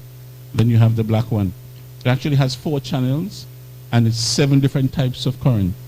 So you can actually put it on the automatic mode, and it goes through all the 7 cycles. And remember, once you simulate endorphin production, then you're going to actually have that natural sedative effect and so on. And that's the whole concept of different types of pain management. In fact, in the US, there are many huge centers like Cleveland Clinic and Johns Hopkins and Loma Linda University that have been bringing out all the different type of pain management devices. And this is just one of the many types of pain management devices that we use in physiotherapy. There's also another one that's called a neurocare machine, and especially for the diabetic persons who end up with diabetic neuropathy, where there's that numbness in the feet and they would step on a glass bottle and they would step on a nail and didn't realize that they stepped on it, and then it becomes gangrenous, and then lose a toe, then they lose a forefoot, and then you have a below knee amputation and so on. So the neurocare machine was designed specially for pain management as well as for diabetic patients. And not that I'm boasting, but I think I'm still the only person within the Caribbean as a physiotherapist who has a neurocare machine. So I actually brought it to Antigua when I came here 4 years ago. What happened is that the company who manufactured the machine, they keep a log of everybody who would have bought one. And so that when I was in Trinidad, I would have seen patients from Jamaica in the north coming down to Trinidad, from the Bahamas, from St. Kitts Nevis, from right through, because part of one of my businesses was health and wellness tourism. And Antigua was actually the old stomping ground for Trinidad. If you sneeze too hard in Antigua, you're on a plane to Trinidad for something. And primarily before the cancer center opened up here in 2015, most of the Antiguan patients with cancer came to Trinidad. I came here in 2012 to a funeral. There was a young girl, she had just graduated from Antigua State College and came to Trinidad. She was just 19 and ended up with cancer of the cervix. When she was 12 years old, she was having terrible menstrual problems. And so the doctor put her on the pill. And by the time she was 19, wasn't even sexually active, and ended up with a cancer of the cervix. By the time she got to Trinidad, she was already stage 4. Because one of the challenges that you had in Antigua for years was, I'm so delighted that we had Dr. Yazgigi with us recently, because for many years, a lot of cancers were misdiagnosed in Antigua, and by the time they got to Trinidad, it was too late. So I could tell you, tons of persons that I've known over the years coming to Trinidad and Tobago, and by the time they get to Trinidad and Tobago, it's too late. One of the other challenges was that you had to wait for funding from medical benefits. And medical benefits may approve the funding in January, but the patient doesn't get to Trinidad until November. And they ask why? Because they approved the treatment. So if the person's coming for chemotherapy and radiation, medical benefits would approve the payment for the treatment. What about all the ancillary services? So the person is still throwing the barbecue and all the different things to get the plane ticket. And it's not just for the patient, it's the patient and the chaperone. So it's 2 plane tickets. And then what about accommodation? Because if you come in for chemotherapy, some cycles are 25, meaning that it's 5 days a week for 5 weeks. There's some types of cancers that the cycles are 35 days. So it's 7 weeks. And if you're thinking of paying $100 a night, right, for 35 nights, just the accommodation bill alone is $3,500. What about the ground transport and the food and so on? And so that was the sad part. And it's part of the reason why I actually relocated to Antigua, because I'm saying, what's happening in Antigua? Why are we seeing so many younger people dying from cancers? I also went to Grenada. There was a 20-year-old who, I think because I came in 2012, Elizabeth's funeral. In 2013, I went to Grenada for a 20-year-old's funeral, for similar type of diagnosis, right? Young school girl having the menstrual pains. And instead of the doctors putting them on a muscle relaxant, something like Flamma MX or diclofenac potassium, because once you relax the smooth muscles, then the pains that a lot of people with menstrual pains would get back. And a lot of misdiagnosis was happening over the years within the Caribbean region. And it's kind of sad that at this point in time, you have the closure of the cancer center, because it is something that's so integral to proper cancer care. And the other thing is that, as a physiotherapist was saying, apart from the pain management aspect of it, you have to realize that the family support is so important, so that we as physiotherapists would teach the family members how to assist the patients. So sometimes the person becomes so weak that they cannot turn himself or herself, and then sometimes family members become overwhelmed, especially spouses, because this is a person who has to be caring for this person, seeing that person sometimes taking their last breath. so that we provide that support service to try to encourage the family members to not just look after the patient, but look after themselves. Because I've seen many cases where the caregiver dies before the patient. Because the caregiver is the one that every little noise the patient makes, every time the patient turns in the night, you jump off your bed. So that when you should be sleeping, then you're still up. And then so it means that you're going through the process of lack of sleep and all the other problems. So we provide that support service, making the relatives understand the importance of taking care of themselves. So we spend a lot of time doing stress management. We also do relaxation therapy, train them different type of techniques, just to relax. We're not massage specialists, but massage is a part of the physiotherapy program. So we teach the relatives different techniques and so on, and even some simple practical stuff, using like warm water with Epsom salt and just putting your feet in it. And most places now sell those foot baths and so on, and they're rather inexpensive. So it's a lot of more practical approach for us as physiotherapists, where, as I said, is giving that family support. And because we are the specialists in the different areas, we're able to kind of talk and walk the family through. How important is exercise during the cancer treatment itself?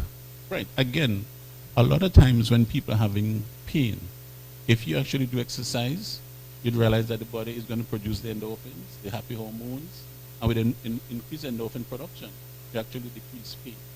And that's why even people who have migraines, some people suffer with severe migraines, and they exercise. Or you put on one of these comedy movies, and you laugh yourself, till tears are flowing from your eye, and because of endorphin production, the pain goes. So various types of exercises are important. And again, that's the role of the physiotherapist, because we primarily would structure exercise programs for just about every single thing in the medical field. For example, and that's what I'm saying, that physiotherapy is medicine unfinished business, because, for example, when somebody goes and does triple bypass surgery, quadruple bypass surgery, open heart surgery, as a physiotherapist, 95% of the time, we are the last person that will see the patient before they go in for the surgery. But we're also the first person that would see them when they come out of the surgery, because you want to prevent deep vein thrombosis. So you have the patient with all the tubes hooked up to them, they just came out of major surgery. And why the hell is this physiotherapist harassing them? Because we don't want you to end up with a blood clot. The surgery would have been successful, right? Your heart got repaired. But you are lying on the bed, and the blood pools in the deep vein. That's why it's called DVT, deep vein thrombosis. So the physiotherapist is that you could barely even keep your eyes open because of the medication, and somebody's telling you, you need to move your toes, move your ankle up and down, and that sort of thing. So like when we started doing open heart surgery in Trinidad, they would do open heart surgery from 5 in the evening and finish at 10. I would go in on the 11 p.m. to 7 a.m. shift as a physiotherapist. So the person has all the tubes there, right? And by the second day, or latest the third day, they need to be up and out of the bed and moving. The good thing that we are black people, and the more dark skin you are, the stronger you are. So very few black people get deep vein thrombosis after major surgery. Look at the Caucasians, how they're red skin and white skin, the veins look blue, right? They're the main ones for deep vein thrombosis and that sort of thing. So that's why it's so important for us to be doing all these things. Even pregnant women, after they do the deliveries, in fact, not even after delivery, we do antenatal programs. One of the best structures I've seen is in the Cayman Islands. It's called Parent Craft Program. So the last trimester, we'd actually go through a program where the physiotherapist, we do the training for the expectant mother and her fiancé, boyfriend, whoever, significant other. And we also use another type of device that's called a baby TENS. It's about the size of my cell phone, and now they even come in smaller. So instead of doing epidurals during the delivery, it's the same thing with the wires and the same electrodes, and you teach the mother or the partner to turn on the thing. So when she's getting the pain, just turn on that and give you a nice little burst, right? So instead of using epidural, so there are just so many different areas that physiotherapy is involved in. Are there any specific types of exercise that you would recommend for a cancer patient? Right. As I said, a lot of times the biggest problem is the mobility as well as the pain. So that trying to get them to move, any type of movement. Yeah. What I've realized is that music is something that is universal. It's a universal language. And no matter how much pain a cancer patient is in, you start playing music. I mean, I'm a Tobagonian, and Tobagonians love to dance. Apart from eating all the different type of ground provision, you can't come from Tobago and not know how to dance, right? So you put out any kind of music, church music, reggae, whatever, and I'll dance. And I'll dance until my clothes are wet, I'll squeeze it, go out in the vehicle, get another one, right? So imagine somebody who's having cancer and Colin Coker turns up as their therapist, just play some music. And despite how down that person is, they're going to start to move. Right? A couple of days ago, in fact, it was just last week, Saturday, they brought a 4-year-old to me because we deal with a lot of children as well, cerebral palsy and Down syndrome and all of these conditions and so on. And even though I'm having on a jacket and tie, jacket and so on today, you see me on the mat, I can roll around with any infant. I could teach any infant to creep again and so on. And this child just having difficulty walking. And Dad was very concerned and whatever. So, tell Mom, play some Caribbean music. Right? And we had about the same length of space as here. I held on to her hand. And music started playing. And I started dancing. And she made the entire length and back without getting tired. And the parents were like, what? What did you just do? I said music. You see, movement. And if you're a Caribbean person, and then I lived in Jamaica for 5 years. And coming from Trinidad and Tobago, so it's reggae and soca and all the different things. Then when I moved to the Cayman Islands, there were a lot of Spanish people there. So any Spanish dance or whatever. And I'm saying, and we as a physiotherapist, we are the motivators for these people. Because sometimes you go meet them, they're so depressed, they're so down. And you have to bring that sunshine into that, into that cloudy day. Funny that you speak about music. I remember a time that I was babysitting a baby and she is always fussy. And a time her mom put on soca and she just, for the first time, and then she just started dancing and she's like, and we're like, wow. So music does travel in our bones. It does. And even, my daughter, I have one daughter and 2 sons, but my daughter's name is Celine. When her mom was pregnant, once she played Celine Dion's music, she started kicking in the womb. So she ended up with the name. So even when they're unborn, they respond to music. Next question. What type of stretches should a cancer patient do, and when is it best to do these stretches? Right. One of the things you'd also have to be mindful of with the cancer patients, a lot of time if they were to go through chemo and radiation, sometimes the joints would be affected as well. So you want to be careful when you're doing the stretches because you don't want to overstretch, because you could rupture something. So we've seen people with like Achilles tendons getting ruptured and so on.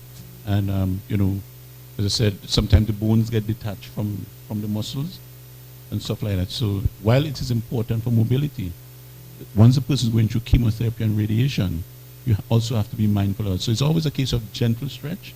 And you always tell the person, if you're feeling any sharp burning, be very careful with that. And there really isn't any specific time to do stretches, because I said some people feel better during the course of the morning because, they're better in the morning. Others feel better in the evening. Some feel better in the night. So everything has to be tailored to the person's condition. What are non-invasive techniques to assist with managing pains and discomfort? So this was one of the things that we spoke about, using the pain management device. And I said, in physiotherapy, we use so many different type of devices. This is just one of about maybe 10 different types. And now it's become so competitive in the sense that like a TENS, what we call a TENS unit, TENS, transcutaneous electrical nerve stimulator. When they started out years ago, the cheapest one maybe have been like the size of this, would have been about 300 US. Now you're getting one the same size for 25 US. Because so with the passage of time, like this machine, when I bought my first one, which would have been about 10 years ago, was close to 3,000 US.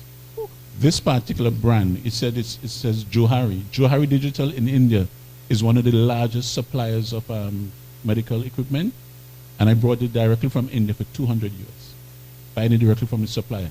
What would happen is that if you buy it out of the US, where there's the Johari sign here, they're going to put one of the American brands directly over the sign. And I'm telling you, No, seriously. You know, because like Better Life devices are one of those, and then charge you thousands of dollars. Wow. Where, and so that's what I'm saying. Most of the devices we bring them directly from the suppliers. Oh. And I would like, if it's somebody who has cancer, once the family members could afford it, we try to get them to buy the device because they use DHL and they could get it into Antigua within a couple of days and so on. Wow. Okay. And What these hap- electrodes, so you'd get like 100 of them in a pack for about 30 US. Yeah. And generally, once you don't expose them to heat, this would last 6 to 8 months. with no problem. The Yeah. one? The one? They're like the pack which has 4 in it. Yeah. So you can use that for 6 to 8 months? Yeah. Right. And these are personalized, so it's like, I mean, each person would be able to, have one. Like in our clinic, we just need new electrodes. I mean, it's the same machine, but each patient that comes in, even if like it's a sport injury or whatever, so the minute person comes when we do the assessment, we put their name and the date that we started using the electrode on them.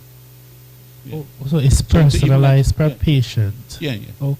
I mean, like earlier today, I was seeing a stroke patient, young guy in his 40s with a stroke. And when I started seeing him about 2 months ago, had no movement at all in his entire right arm and leg. And now he's lifting up the arm, lifting the leg and so on. In fact, we're making arrangements to move him back to the States. He's Antiguan but also has U.S. citizenship. And the good thing about that is that he'll go straight to rehab, where you'd have a physiotherapist, speech therapist, occupational therapist, and all the different facilities there. Like my daughter, she's a speech therapist, lives in Tampa. And at Tampa General Hospital, they also have the rehab department, so that a person with a stroke would be able to go through the full gamut. One of the challenges we have in Antigua, for example, like we have like one speech therapist, and so she's unable to do like a lot of the stroke patients. So I may go out and do a home visit and see a stroke patient who needs speech therapy, but then who do you refer them to? Because it's just one person. Mona Gardner is overwhelmed because she has to do the autistic children, and there's just so many different aspects to it. And so. Okay. My next question. What happens after a cancer patient is referred to you? What is the next step that you take with these patients? Well, basically, as with any patient, we'd have to do our independent diagnosis. When I say independent diagnosis, is in terms of we know that person is a cancer patient, but we also have to see exactly where the person is at in terms of the functional ability. Right? So it's more like doing our own assessment and doing still have to do a physical examination and see where the person is at. And then you work along with that. And just as Dr. Yazgigi was saying, even though I'm the physiotherapist, I always tell the patient it's their show. I'm just here to work along with you. You see, because we don't understand the patient's bill of rights. Even though I'm a patient, it's my right to say no. I can say I don't want therapy today. I could leave here and go all the way to the Bronx Bay to see a patient. And when I get through the door, he says, I don't want therapy today. Now I would say, but I drove all the way from St. John's to come to you and you don't want therapy? No. If he says or she says they don't want therapy today, I have to respect that. But a lot of times we feel that we're the professionals, they're the patients. So do as I say, that kind of thing. No. You get the best response from person when you make them realize, hey, listen, you're the most integral part of this thing. Right? I may have all the medical knowledge, but I need you to work along with me for this to work. And it's always a win-win situation. I've also found that the more you educate your patients and the family members, the best results you get. And I'm not boasting. I've been in this thing 30-something years, right? And from early, I recognize that the more knowledgeable you make your patients, the better it is. Like some doctors, you go to them and you ask them a question, it's like, no, you don't need to know about that. No, I want you to ask me the question. In fact, patients used to get annoyed when they came to my office and saw how long I'm staying with the next patient. But guess what? When it was their turn, when they came into the office, it's like, Doc, now I understand why. Because when you come to me, you're the most important person to me. It's not about just the fact that you're going to pay me at the end of the consultation, but undivided attention. My kids know that when I'm in the office, you don't call that. Call the receptionist. If it's something urgent, you got in an accident or whatever, they'll come and tell me. Because the patient's time, right? They're the most important person to me. And I've lived my life that way for the last 30-something years. And that's why I've had such a good success rate in whatever I'm doing. You know, and as a medical practitioner, you have to be humble. Humility is one of the greatest assets you have as a person, because you don't know when you'd become the patient.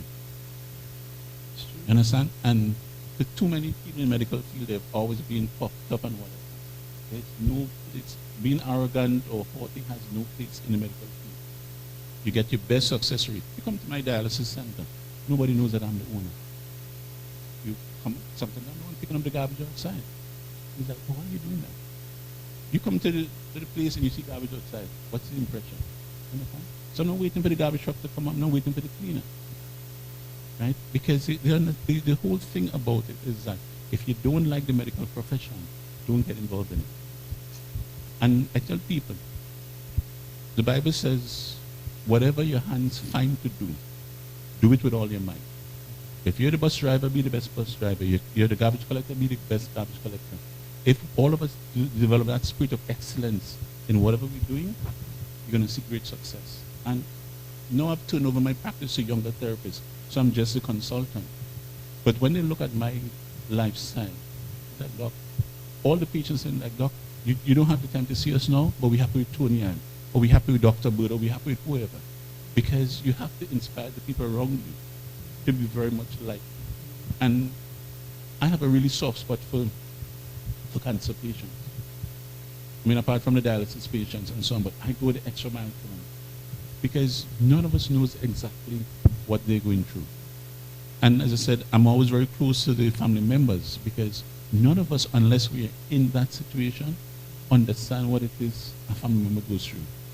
We are sleeping and snoring during the course of the night. But that family member is there watching at that person. Every time the chest rises, he or she's looking at that person. And that's days upon days. Right? Nights upon nights of not sleeping. You understand? And that's why it's important to have the support groups. And I love what the young lady was saying. She may not be a cancer survivor, but we need that kind of support. And it has shown that all the people who have excellent family support are the ones who do much better.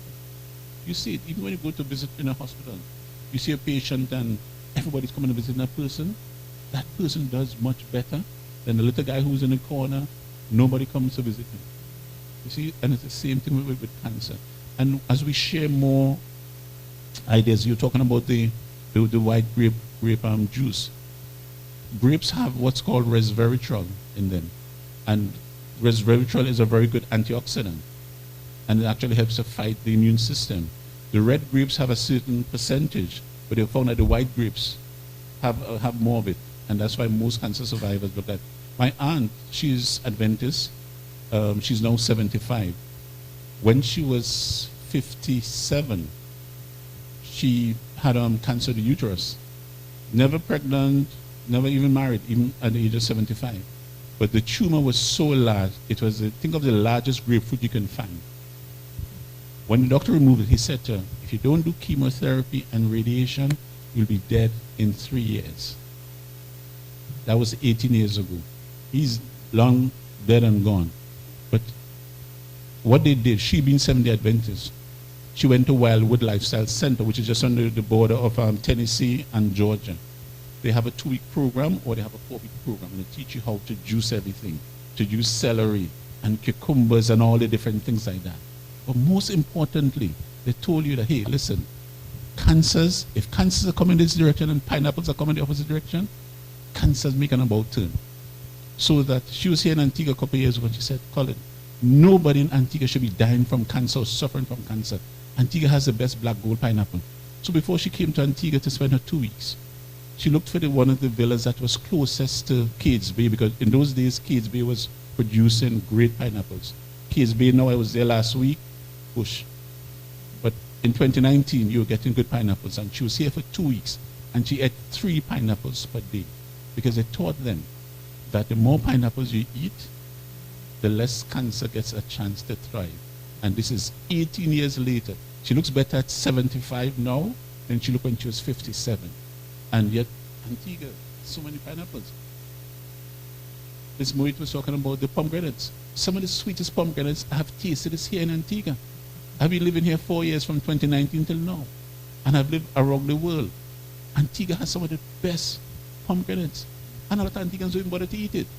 They have it in a yard. And when I go to the home visits, I said, what's that you guys have here? You don't know, they didn't bother. I said, well, bring them back for me. And I'm picking them myself, and I'm eating pomegranates. I was in the supermarket last night. Pomegranate is $40, $43. Right? And you all have it here. Some of the best mangoes I've tasted is right in Antigua. Why do you think you all have Piango Fest, the pineapple and mango? Because the combination of pineapples and mango, there's something that's called mangosteen, a very good antioxidant. Because some of the 5 most powerful antioxidants are pomegranate, noni, goji, mangosteen. Those are the 5 most powerful antioxidants. And Antigua has so many different things. So it's just for us to educate more and more people, get people to understand, and don't feel badly about the lack of crowd here tonight. It's the same thing in Trinidad. Once you start having a cancer talk, people are afraid that they'll catch cancer and die, so they don't even bother to talk. No, I'm telling you. If you're talking about any other thing here, it would have been packed ramjam, right? But once you start talking about cancers, people are afraid because they think it is so contagious, right? But we just have to keep plugging through. You know, the support groups I applaud what you guys are doing. I have a good relationship with Breast Friends and so many other organizations. And I'm going to do everything that I can do in my power to ensure that the cancer center is up and running in the shortest possible time. Because Antigua needs, and not just Antigua, the region. One of the things that we've fallen down on in Antigua was not having the PET scan machine at the cancer center. Because early detection is one of the best prevention. A lot of times, by the time you hear somebody has stage 4, what do you happen? You look at the obituaries on ABS. You found out they have stage 4 today. Within 2-3 weeks, you see the face on ABS. Now, if you had early detection, because apart from doing the biopsies and all that, the PET scan is one of the most accurate means of doing early diagnosing. But not just diagnosing, it also helps you to monitor the treatment and see how well you're responding to your chemotherapy, how well you're responding to radiation. And the PET scan machine is not just for cancers, for cardiology. So you can tell that somebody had a stroke a couple months ago, or somebody might be having an impending stroke.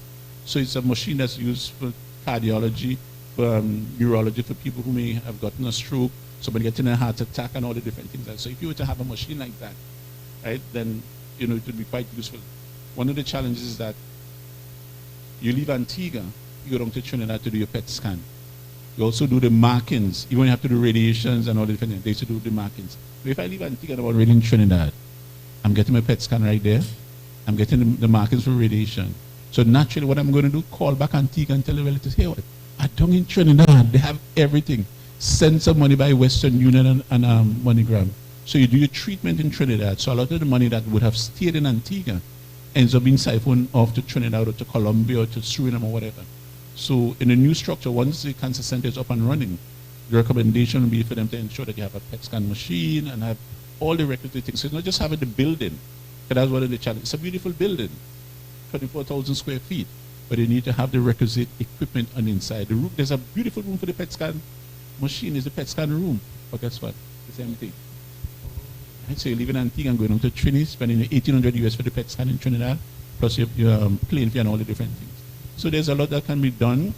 I applaud the group for the cancer awareness, and I'll make myself available at any time. You know, you're talking cancer, you could be sure to come to me. Thank you so much, Dr. Coker. Do we have any questions for Dr. Coker? Anybody has any questions?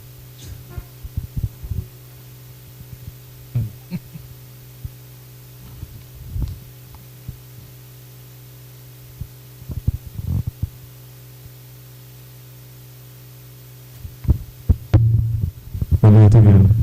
This question, I'm not sure if it's for one of the panelists, the appropriate person can answer.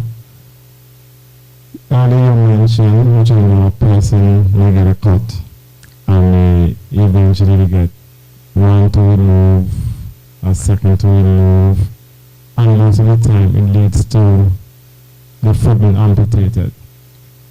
Why I've noticed that a lot of diabetic persons, after once they start removing a piece of one limb, eventually they even go to the two or 3 toes, and then the foot.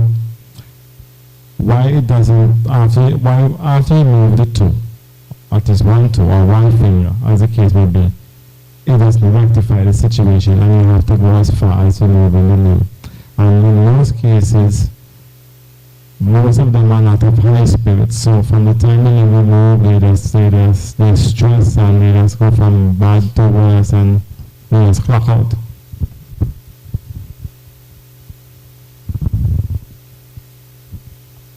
Listen, it's a very good question.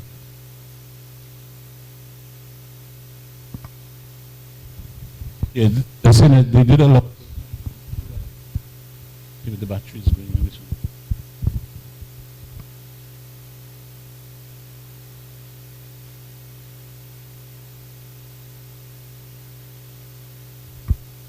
Hello? Yeah.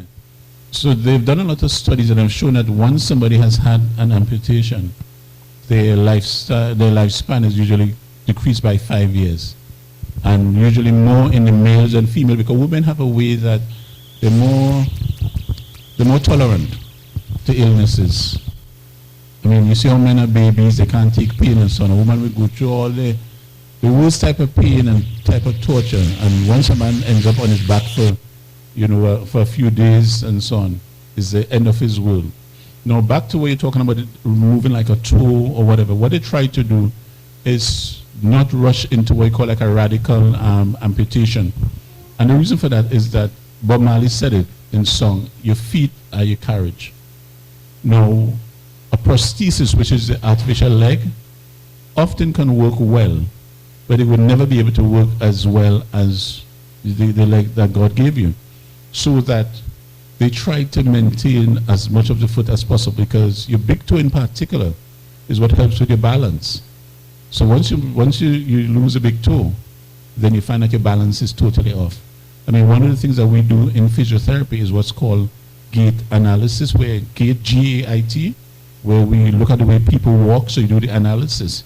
And then we have to do the gait treatment. So you teach them how to walk properly. Some people walk with their toes in, like the kind of pigeon toe. Some people walk in a different way. If you have a knock knee, it's a different type of walk. If you have a bow leg, if you eat away your shoes on the outer surface, you see some other people, they're eating all the shoes on the inside. So all of these things determine the way that we actually able to move. So that's why they try to save the big toe or as many as the toes, so that you would maintain as much mobility and balance. And unfortunate for, again, a lot of diabetic persons, you know, they're not able to manage their blood sugars, and that's why they end up with a problem. My grandmom was diabetic for about 30 years. She became diabetic at 50 and lived to just about 80. Mommy going to be 85 next month. She too became diabetic at 50, but never lost a toe, because you teach diabetic patients that every time you shower, you examine your feet. Make sure you dry between the toes. And both my mom and my grandmom, they have some of the most beautiful feet I've seen. No cuts and bruises, because they took the time to learn the stuff. Then they also look at their diet. I mean, my mom should bake the nicest cakes for us, but she doesn't taste it. I said, Mama, how would you know that cake is ready? She has a way, she put the thing and she just stick it and whatever. Right? She make all sort of stuff for us, but she wouldn't eat it. Right? We had an ice cream can because, I mean, growing up, having 7 sons and a daughter, right, from an early age, she had to, become industrious and all the different things. We never ate pork in our house, and we're not Adventists. So even as an adult now, I'm not a pork eater. I didn't bother with ham. And it's all about your lifestyle. Now, we were fortunate enough to grow up on an estate in Tobago. So every type of fruit, you talk about guavas and golden apples and pomsity and shaddock and whatever it is, right? So I'm going to be 56 in October, and I really don't know what it is to be ill. I don't know what it is to get a cold because of how we grew up. We always ate whatever was in season. You'd sit on a Julie mango tree and you just eat until your belly's full. When mango season is in, you don't want cooked food. You understand? So a lot about it is lifestyle, and that's why they did some surveys in Tobago years ago. There was a team of doctors that would come from one of the universities in the States, and realized that a lot of Tobagonians never end up with colon cancer. They may get breast cancer, may get prostate cancer, but not colon cancer. Why? Because of the amount of ground provision that they eat. In fact, it is a big festival in Tobago that's called the Blue Food Festival. People come from all over the world every year. to the Blue Food Festival, and what they use is all the stuff like dashins. Imagine eating dashin ice cream, right? And they use all the different parts of the dashin and make so many different type of delicacies.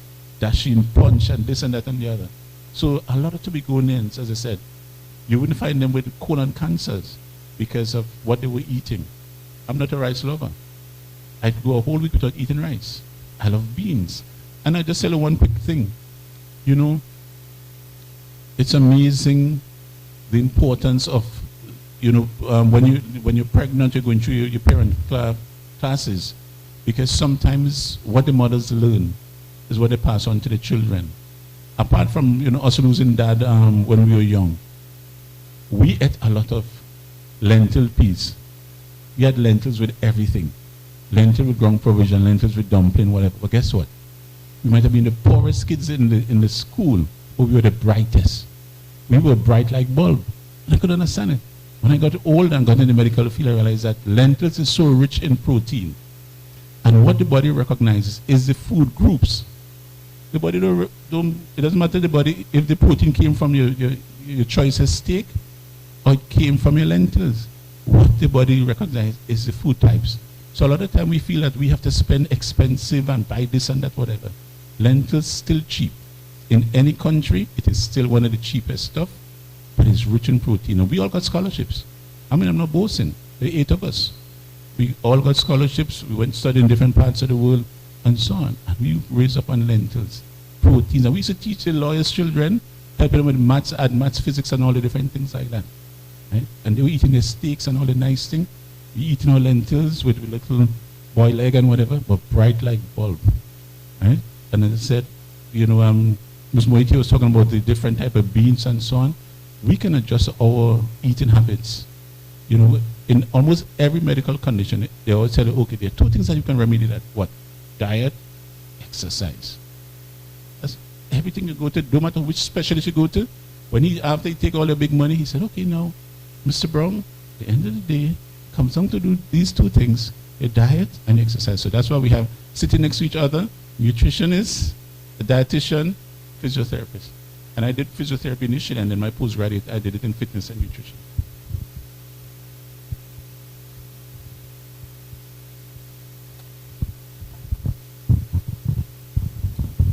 Good evening again. So we're here because of cancer survivors, people who have been through chemo.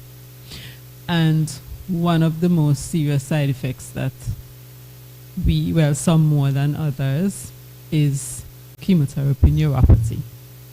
So I would like you to speak on that. A lot of I also have a support group. It's not breast friends, even though I'm a breast cancer survivor. My support group is for everybody. And so we have a lot of my members who are facing bad neuropathy. So I would just like you to speak on that. Right. And I think that's one of the reasons why, you know, pain management and like management of neuropathy has taken center stage within the last 10 years. Because all the different types of devices for neuropathy, because remember, neuropathy is basically the nerve pains that you can get wherever. Even with somebody who actually has an amputation, he also would get a lot of neuropathy. And sometimes they even they believe that they still have the leg, wake up during the course of the night and try to walk, because in the brain's mind, the leg is still there. So that these devices, as I said, they're so available now, and they're so much cheaper now, so that we've been recommending them to different people to use this type of thing, because there are no side effects, basically. It's electrodes, what it does, you're stimulating the sensory nerves in the skin. It sends a message up to the brain, and you almost get like a reflex action, get the endorphin production, and it helps with the pain relief, but it also helps with neuropathy. So, you could always get my number, and I could direct you how we could get it. In fact, at one time, the company was thinking of trying to set up an outlet within the Caribbean.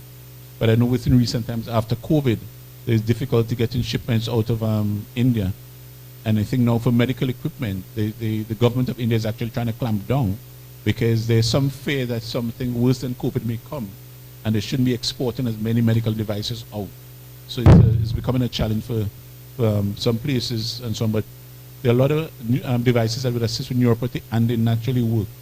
I treated a guy years ago in Trinidad, and he came to me, he was diabetic, and he mashed up 3 vehicles in his yard.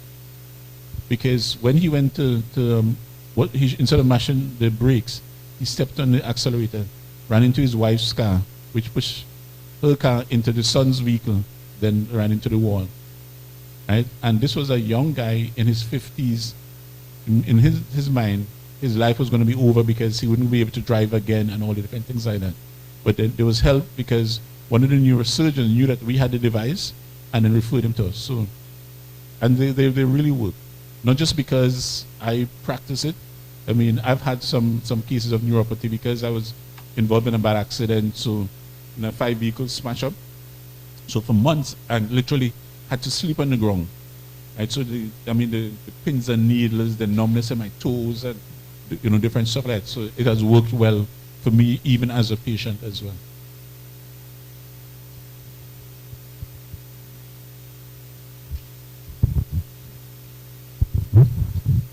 Dr. Coco, I don't have a question, but I just want to endorse everything that you said tonight. I said to my wife during your discourse that you sound very much like me. In terms of the personality, the person you are, and the way in which you express yourself. Tonight I came here not knowing what to expect because I was diagnosed with cancer of my esophagus in 2013, and I was given a 5 to 6 year life expectancy. I'm very proud to say that I'm here, and I think I'll be here for another 60 years, all being well, because I learned a lot of my cancer. I had a very good support person in terms of my wife, and I was able to get treatment overseas, fortunately, partly because when I traveled overseas, I knew I was ill, but I never realized what I was in for. And while I thought I was coming back to Antigua in 4 to 6 weeks, it was 1 year in the first case, and now it ended up to be almost like 10 years. I only came back here because of, got stuck here because of COVID, and for me, COVID was the best thing, because the longer I stayed here in Antigua, the better I felt. I attributed this partly to the vitamin D that I get every day here, as opposed to no natural vitamin D in the US, and few other things. My case with cancer is very unique. I would say somewhat unique because with having been diagnosed with cancer of the esophagus, my first treatment was supposed to be esophagectomy, which is meaning to remove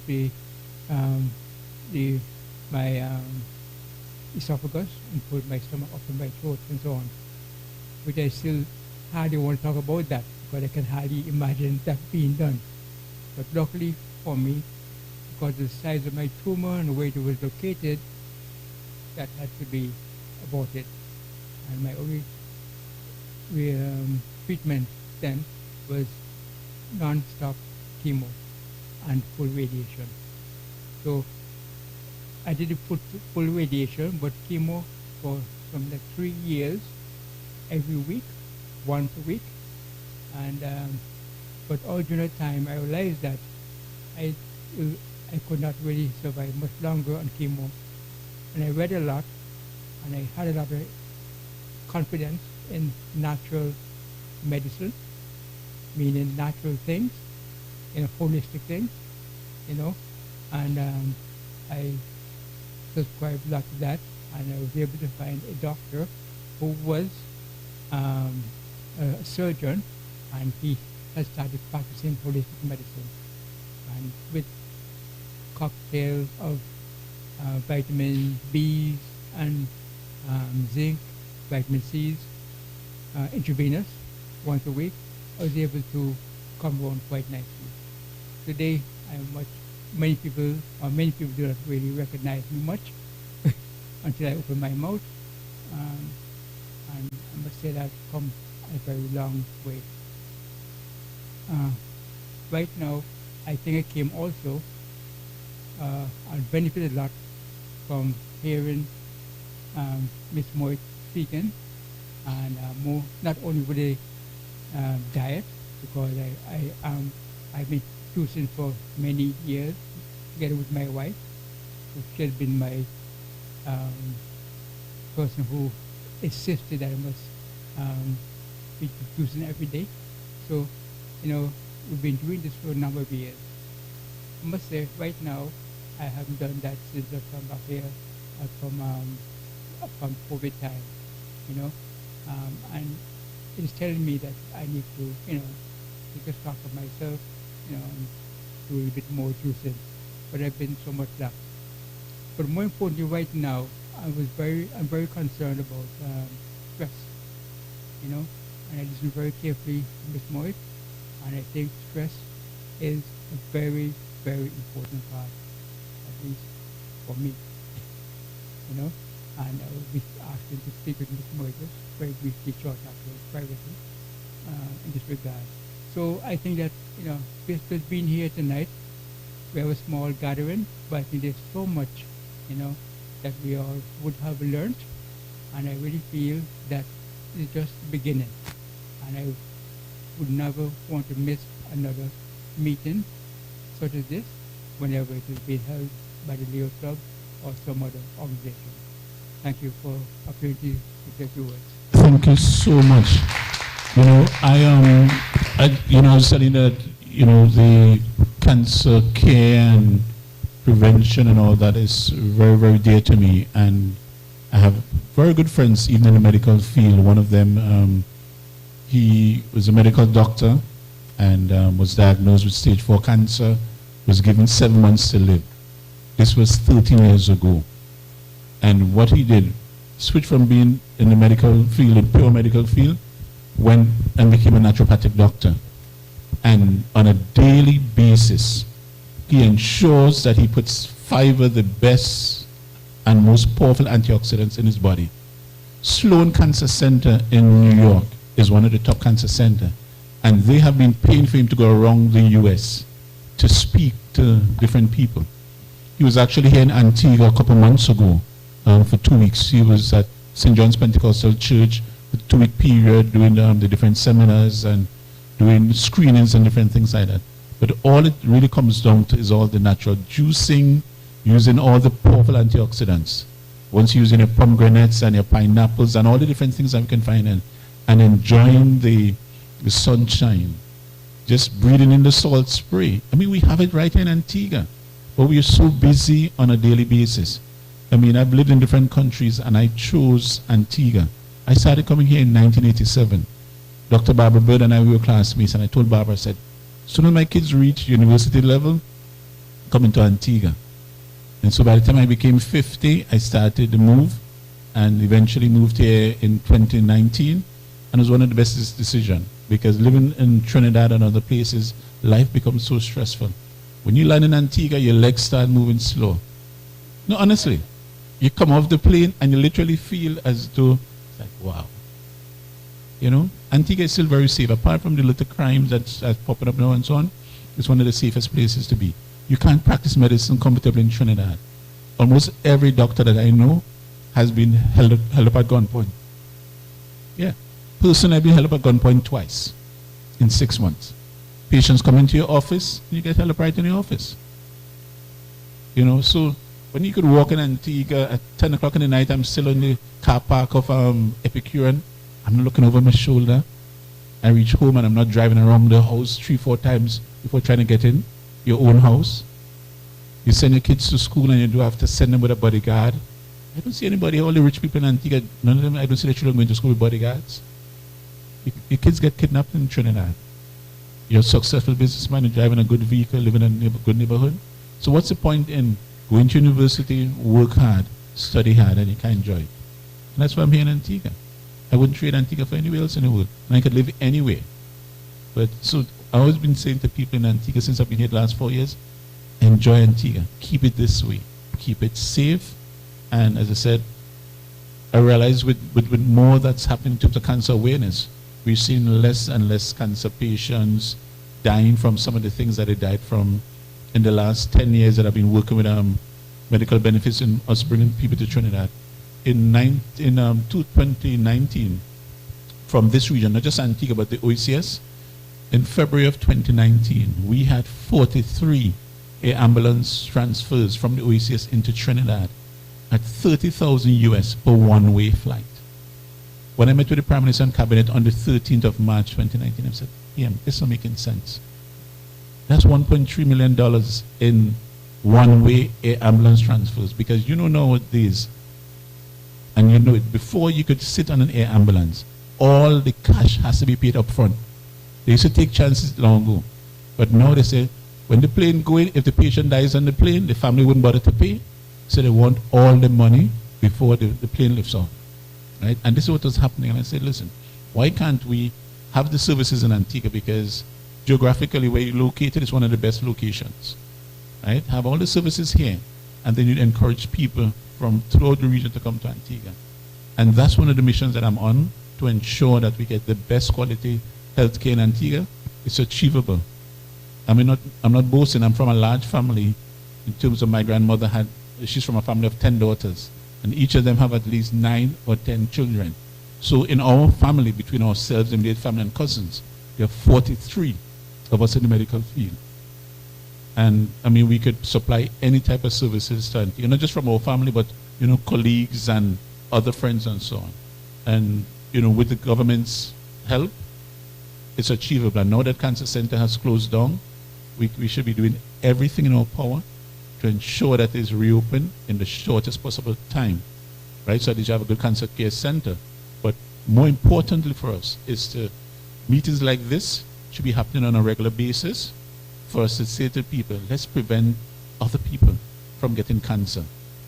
The more prevention that we do, the better it is. So let's just keep echoing the message. I'm sure the next time we have a meeting like this, we're going to have more persons, because they're going to understand now it's no longer taboo. It's everybody's business. So I just want to thank the organizers for inviting us. It was such a pleasure. It's this young lady who was the contact person, and she got me drafted. And once she said cancer, like, yeah, I'm in, no matter what time of day or evening or night. So thanks again. Thank you so much, Dr. Coco. We will now move on to our testimonials, and this is going to be a great part of the program. Our first testimonial, cancer survivor testimonial, is coming from Miss Imelda Benjamin, and she'll be sharing her cancer testimony. Miss Benjamin?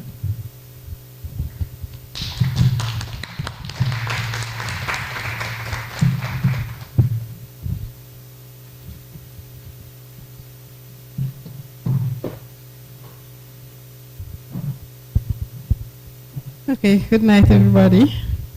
I'm going to try to be short because I know I'm not seeing Nigel, but I know we have Lorraine. So good evening, everyone. Yes, my name is Imelda Benjamin. I am a nurse manager at the Celeste Bird Medical Center. And I tell everyone I got cancer for my 50th birthday.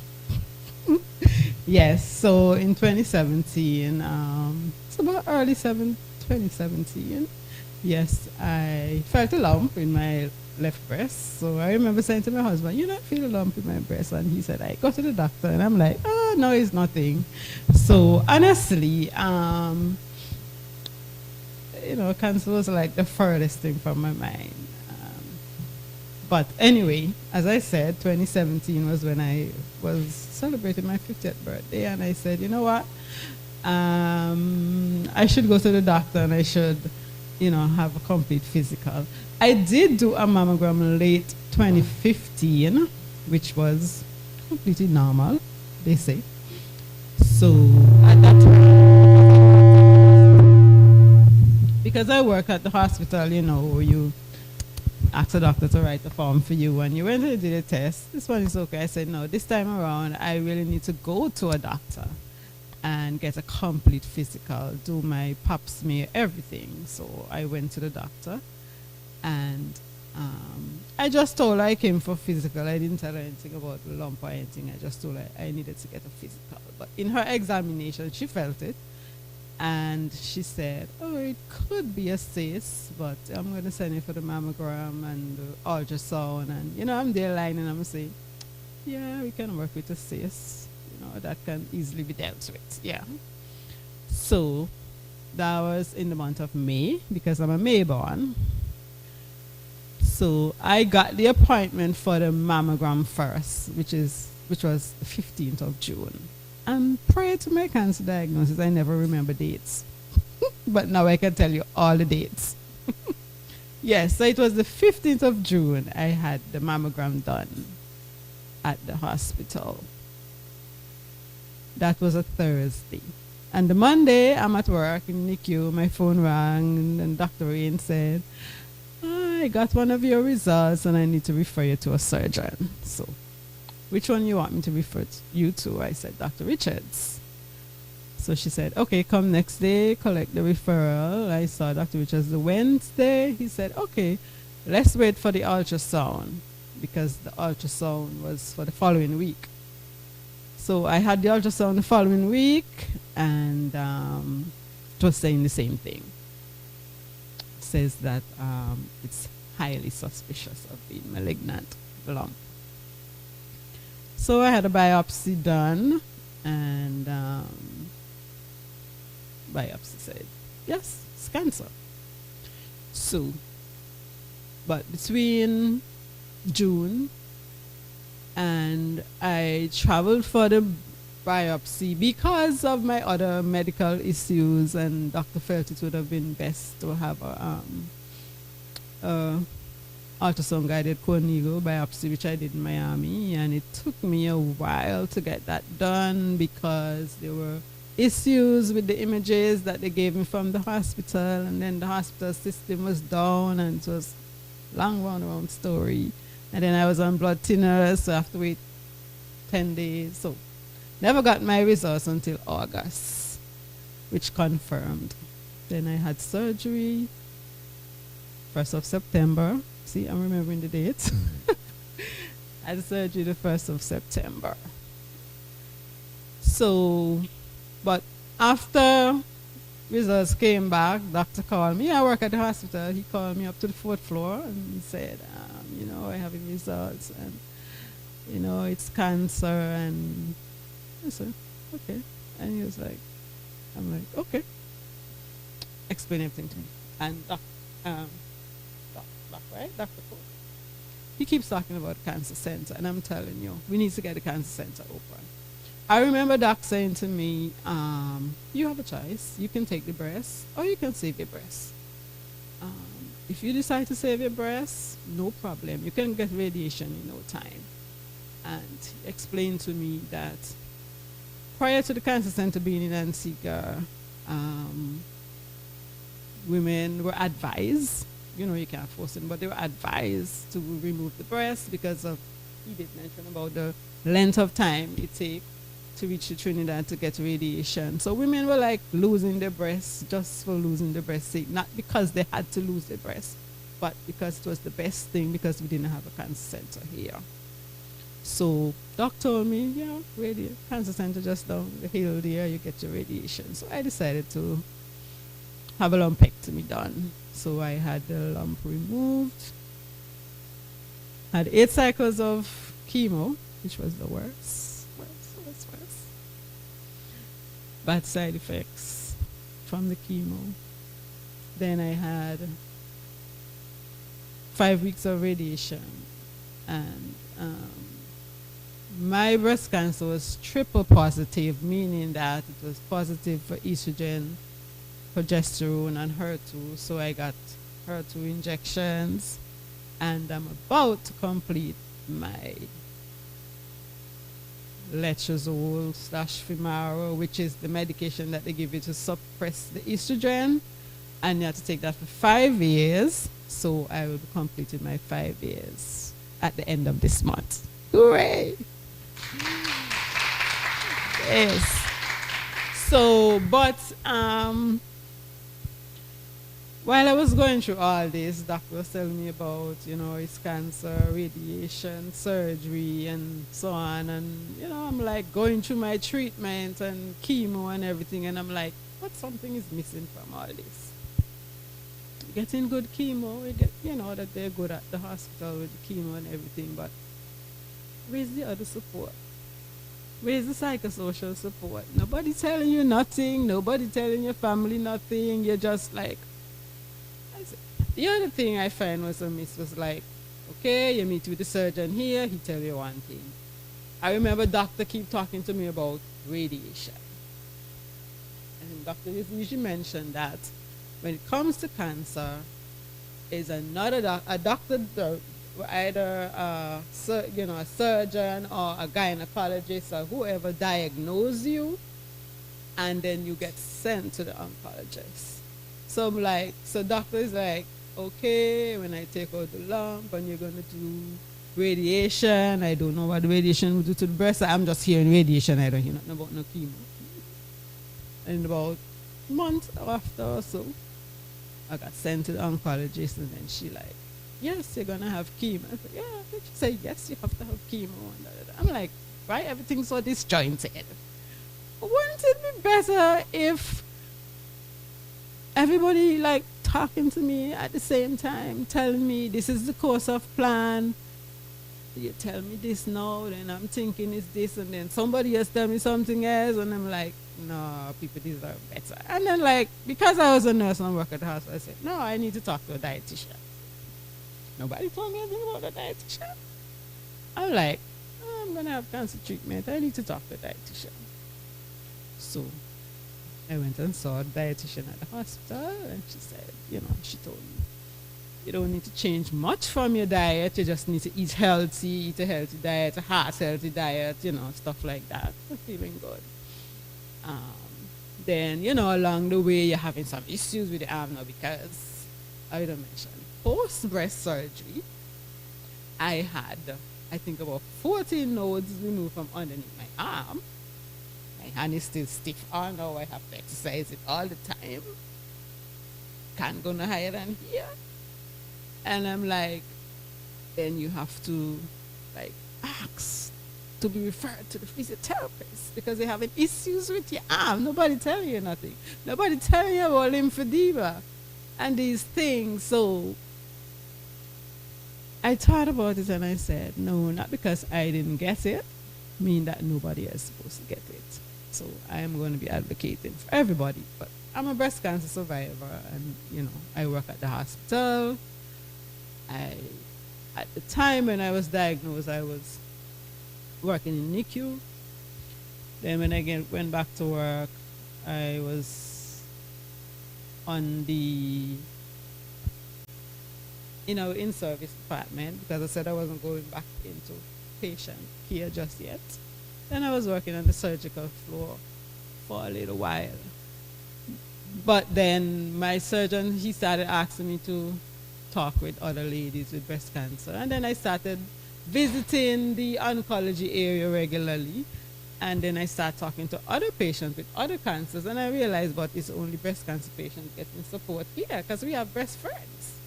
And everybody, your breast cancer, breast friends, but what happened to the people with colon cancer? What happened to the people with prostate cancer? What happened to the people with cervical cancer and all the other cancers? They don't have any support. So that's where my group comes in. And I formed the Antigua and Barbuda Cancer Support Community, which is a group that we provide holistic support for people with cancer. You have support, you have people you can talk to, and then we find now that the numbers for cervical cancer is on the increase, especially now since we've been doing all that HPV testing and screening. Is a lot of cervical cancer coming and forward. These people just need somebody to talk to, just somebody to tell them, what to expect when they're going through the treatments and so on. And so I like forums like these. I encourage churches organizations to have the talk regularly, have these cancer talk regularly, talk about support. Doc talk a lot about the family. I watch my family and I see them struggle and not knowing what to do, because you feel so helpless as you're the family member, you're the support person. You see you in pain, going through all the side effects on the treatment, and you just don't know what to do, and you don't have that support. So I would encourage us to first to look about yourself, look about your health. You're not too young to get cancer. Know your family history. What I didn't mention was, like I was saying, I don't know about my family cancer, whatever.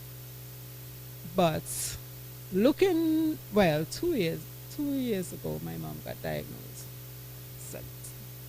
And then I asked the question, so why did I get cancer before my mom? If it's in our genes to get breast cancer, why did I get it before her? But I look back at my life and I realized for, like about 3-4 years before my diagnosis, I was going through a lot of stress. And I figured maybe eventually I would get it at 70, because we get a lot of older ladies, with cancer, 70, 80 maybe, but I do believe because of the stress I was going, why I got it before my mom. Now why I'm going to tell you why screening is important. So I'm there 2020 saying to, COVID had everybody on WhatsApp. So, I'm like in my church group in WhatsApp, everybody should go and get this screening done. Men, go get your prostate. Ladies, go do your cervical and, pap smear, right, mammogram, everywhere. So my mom decided when she went to the clinic, she was going to tell the doctor she wanted to do a mammogram. So she had the mammogram done. And I'm at work, and I got a message. The secretary at the radiology department wants to see. No, I got a call to say that I must collect my mom's report from her.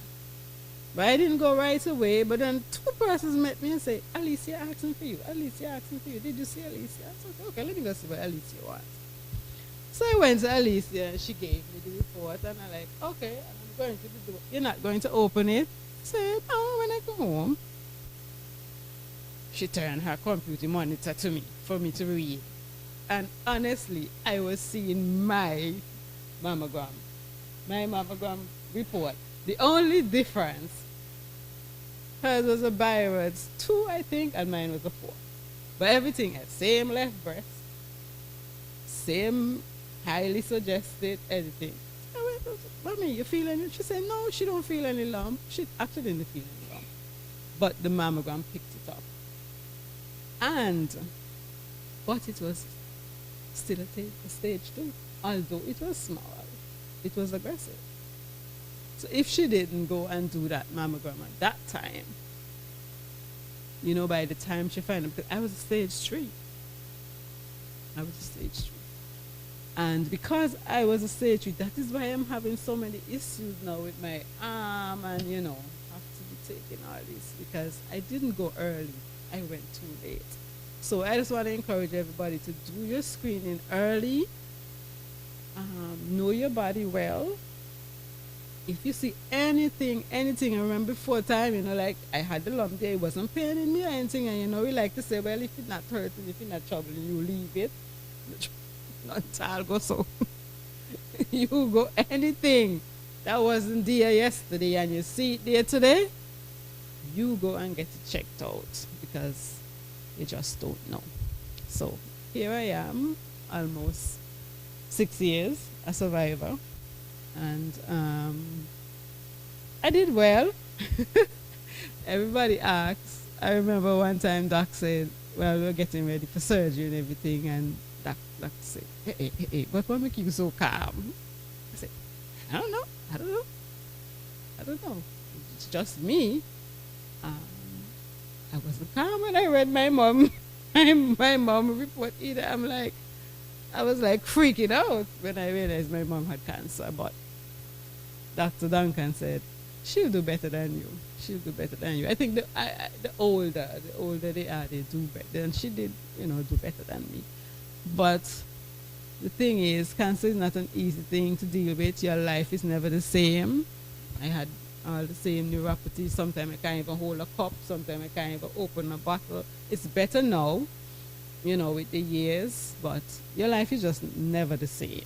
And you're just always having to go to the doctor, always have to do scans, always just have to be so careful with your life. So I just want to encourage everybody. I want to thank the Leo for this forum, and I hope that it will be something done regularly, and I hope that more of Antigua will catch on. And as I listen to Dr. Cook, I said you need to be on, what's the program ABS have there?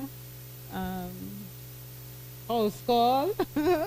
Yes, because you talk a lot about what cancer look like in Antigua, the cancer center, the need for it, the physiotherapy, all these things that are so needed, and we just need to have the care. You talk about a lot about quality care, which is right up my street. Quality care is needed for everyone, no matter your status in life. Everybody should have the same quality of care. So I just want us to keep the word out there, keep advocating. Those of you who are survivors of cancer, keep advocating. Don't be timid. Speak out, because it's only you know what your body going through. The doctor only know what the books tell them. If they've never been through cancer, if they've never been through cancer treatment, they don't know what you are facing. So that's it for me.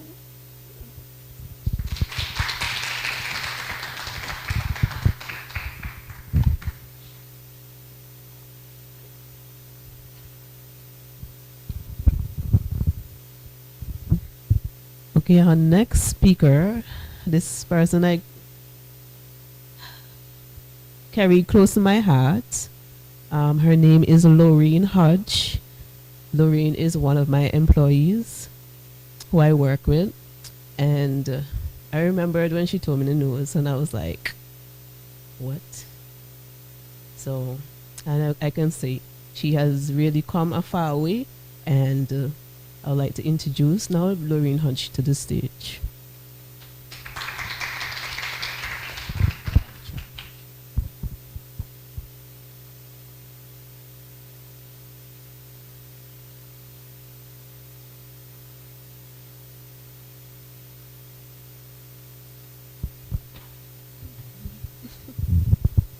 Good evening, everybody.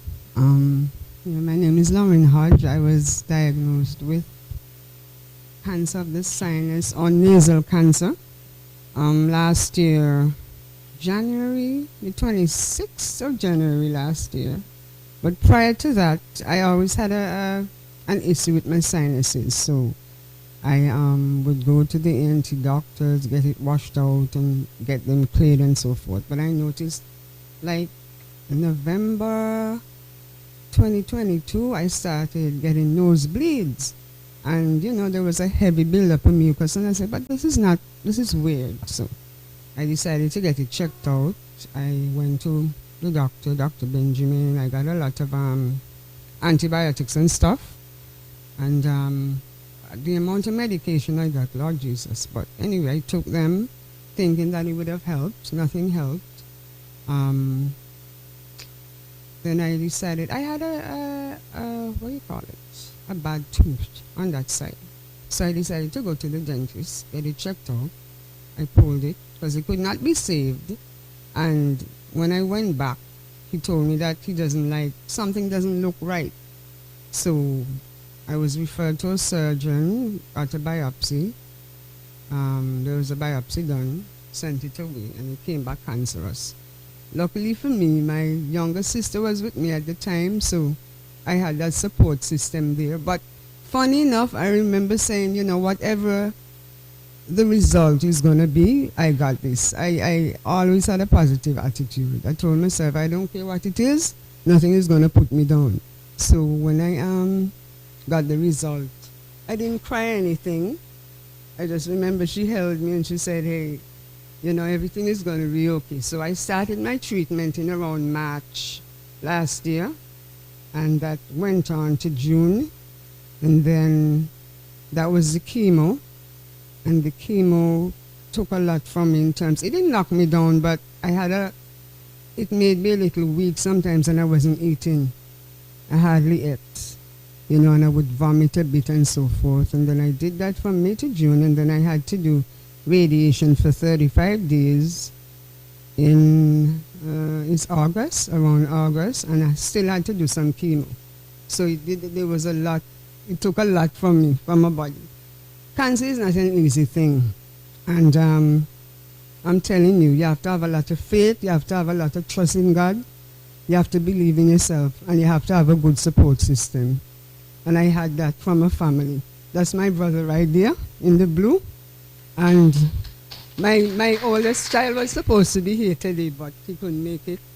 My mom even wanted to be here, but I tell her, Mommy, don't worry with that. But those three things for me, you know, and I finished the chemo and the radiation last year, October, and by the grace of God, I'm here, and I went out to work. This lady, she's such a sweetheart. I went out to work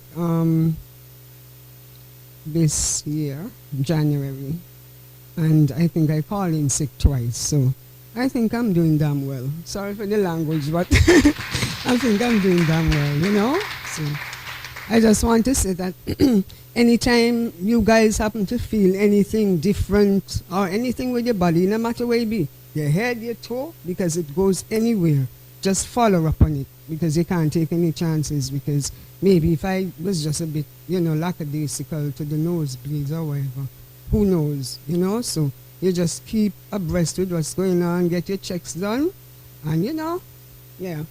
Thank you.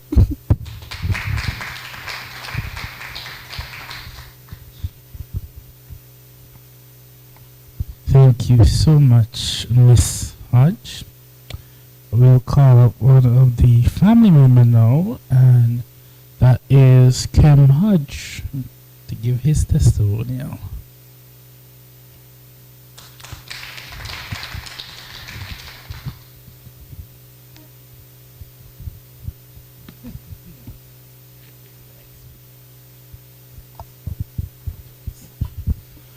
Good evening, all. As she said, I'm her brother, and I'm an eternal optimist. I know she was going to beat it, right? There was no question. I took her to chemo every day. Every day. I mean, luckily, I worked for the PM, so I had time to get it done. It wasn't easy, but she's a strong woman. I mean, and she never argued at any point. Never argued, she just dealt with it. So, I mean, she's here. She got a clean bill of health, I think it was a couple of days ago. And she also celebrated her birthday, Sunday, the 29th. Right. So, and as she said, you need a good support system. If you don't have that, yeah, you know, it all goes away. But I'm happy she's here, she's doing well, and I'm extremely proud of you. All right, so that's it. Thank you. Thank you so much. Well, it is time for us to wrap things up, and we will call on our Vice President, Leo Tisha Brown, to do the closing remarks.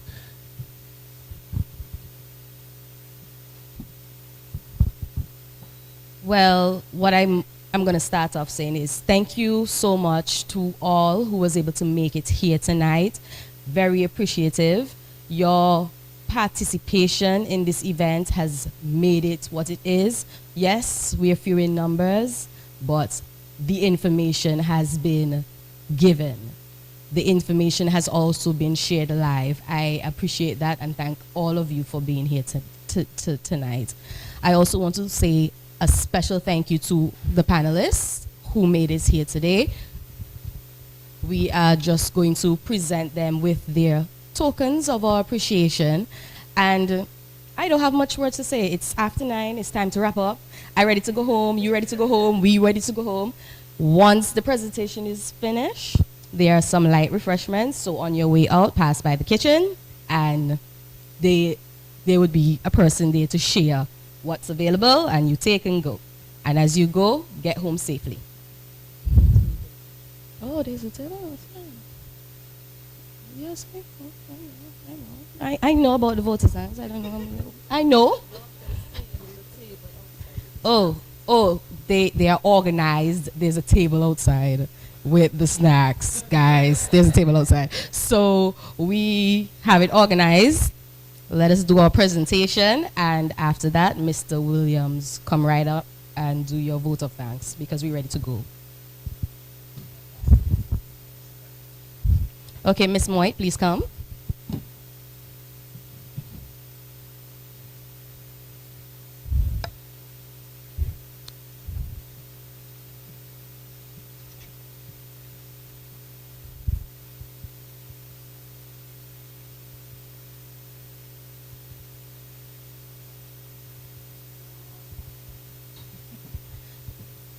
Mr. Coker.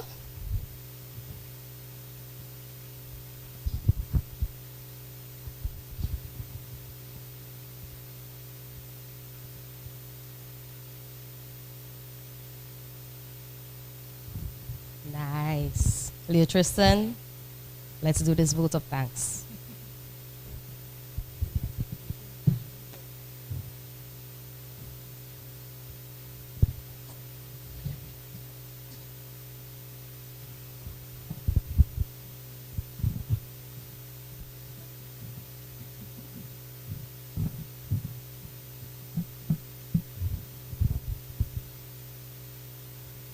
Good night, ladies and gentlemen.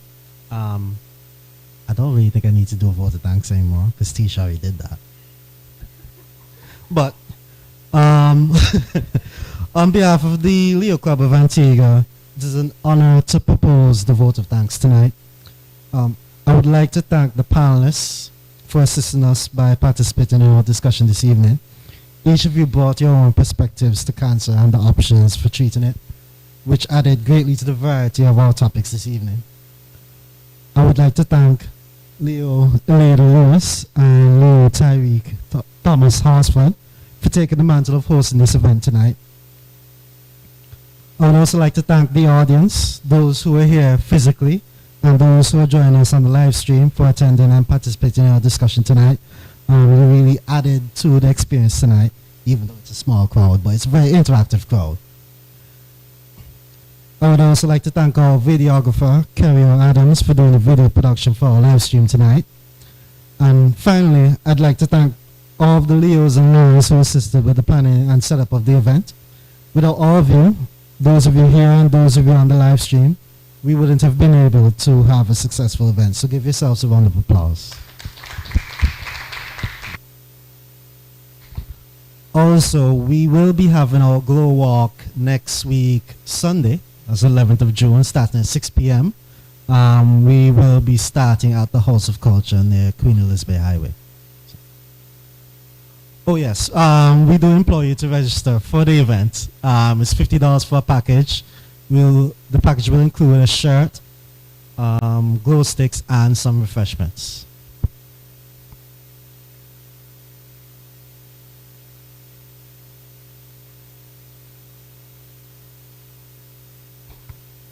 Alright then, ladies and gentlemen, we wish you a lovely evening and thank you for coming on out and supporting us.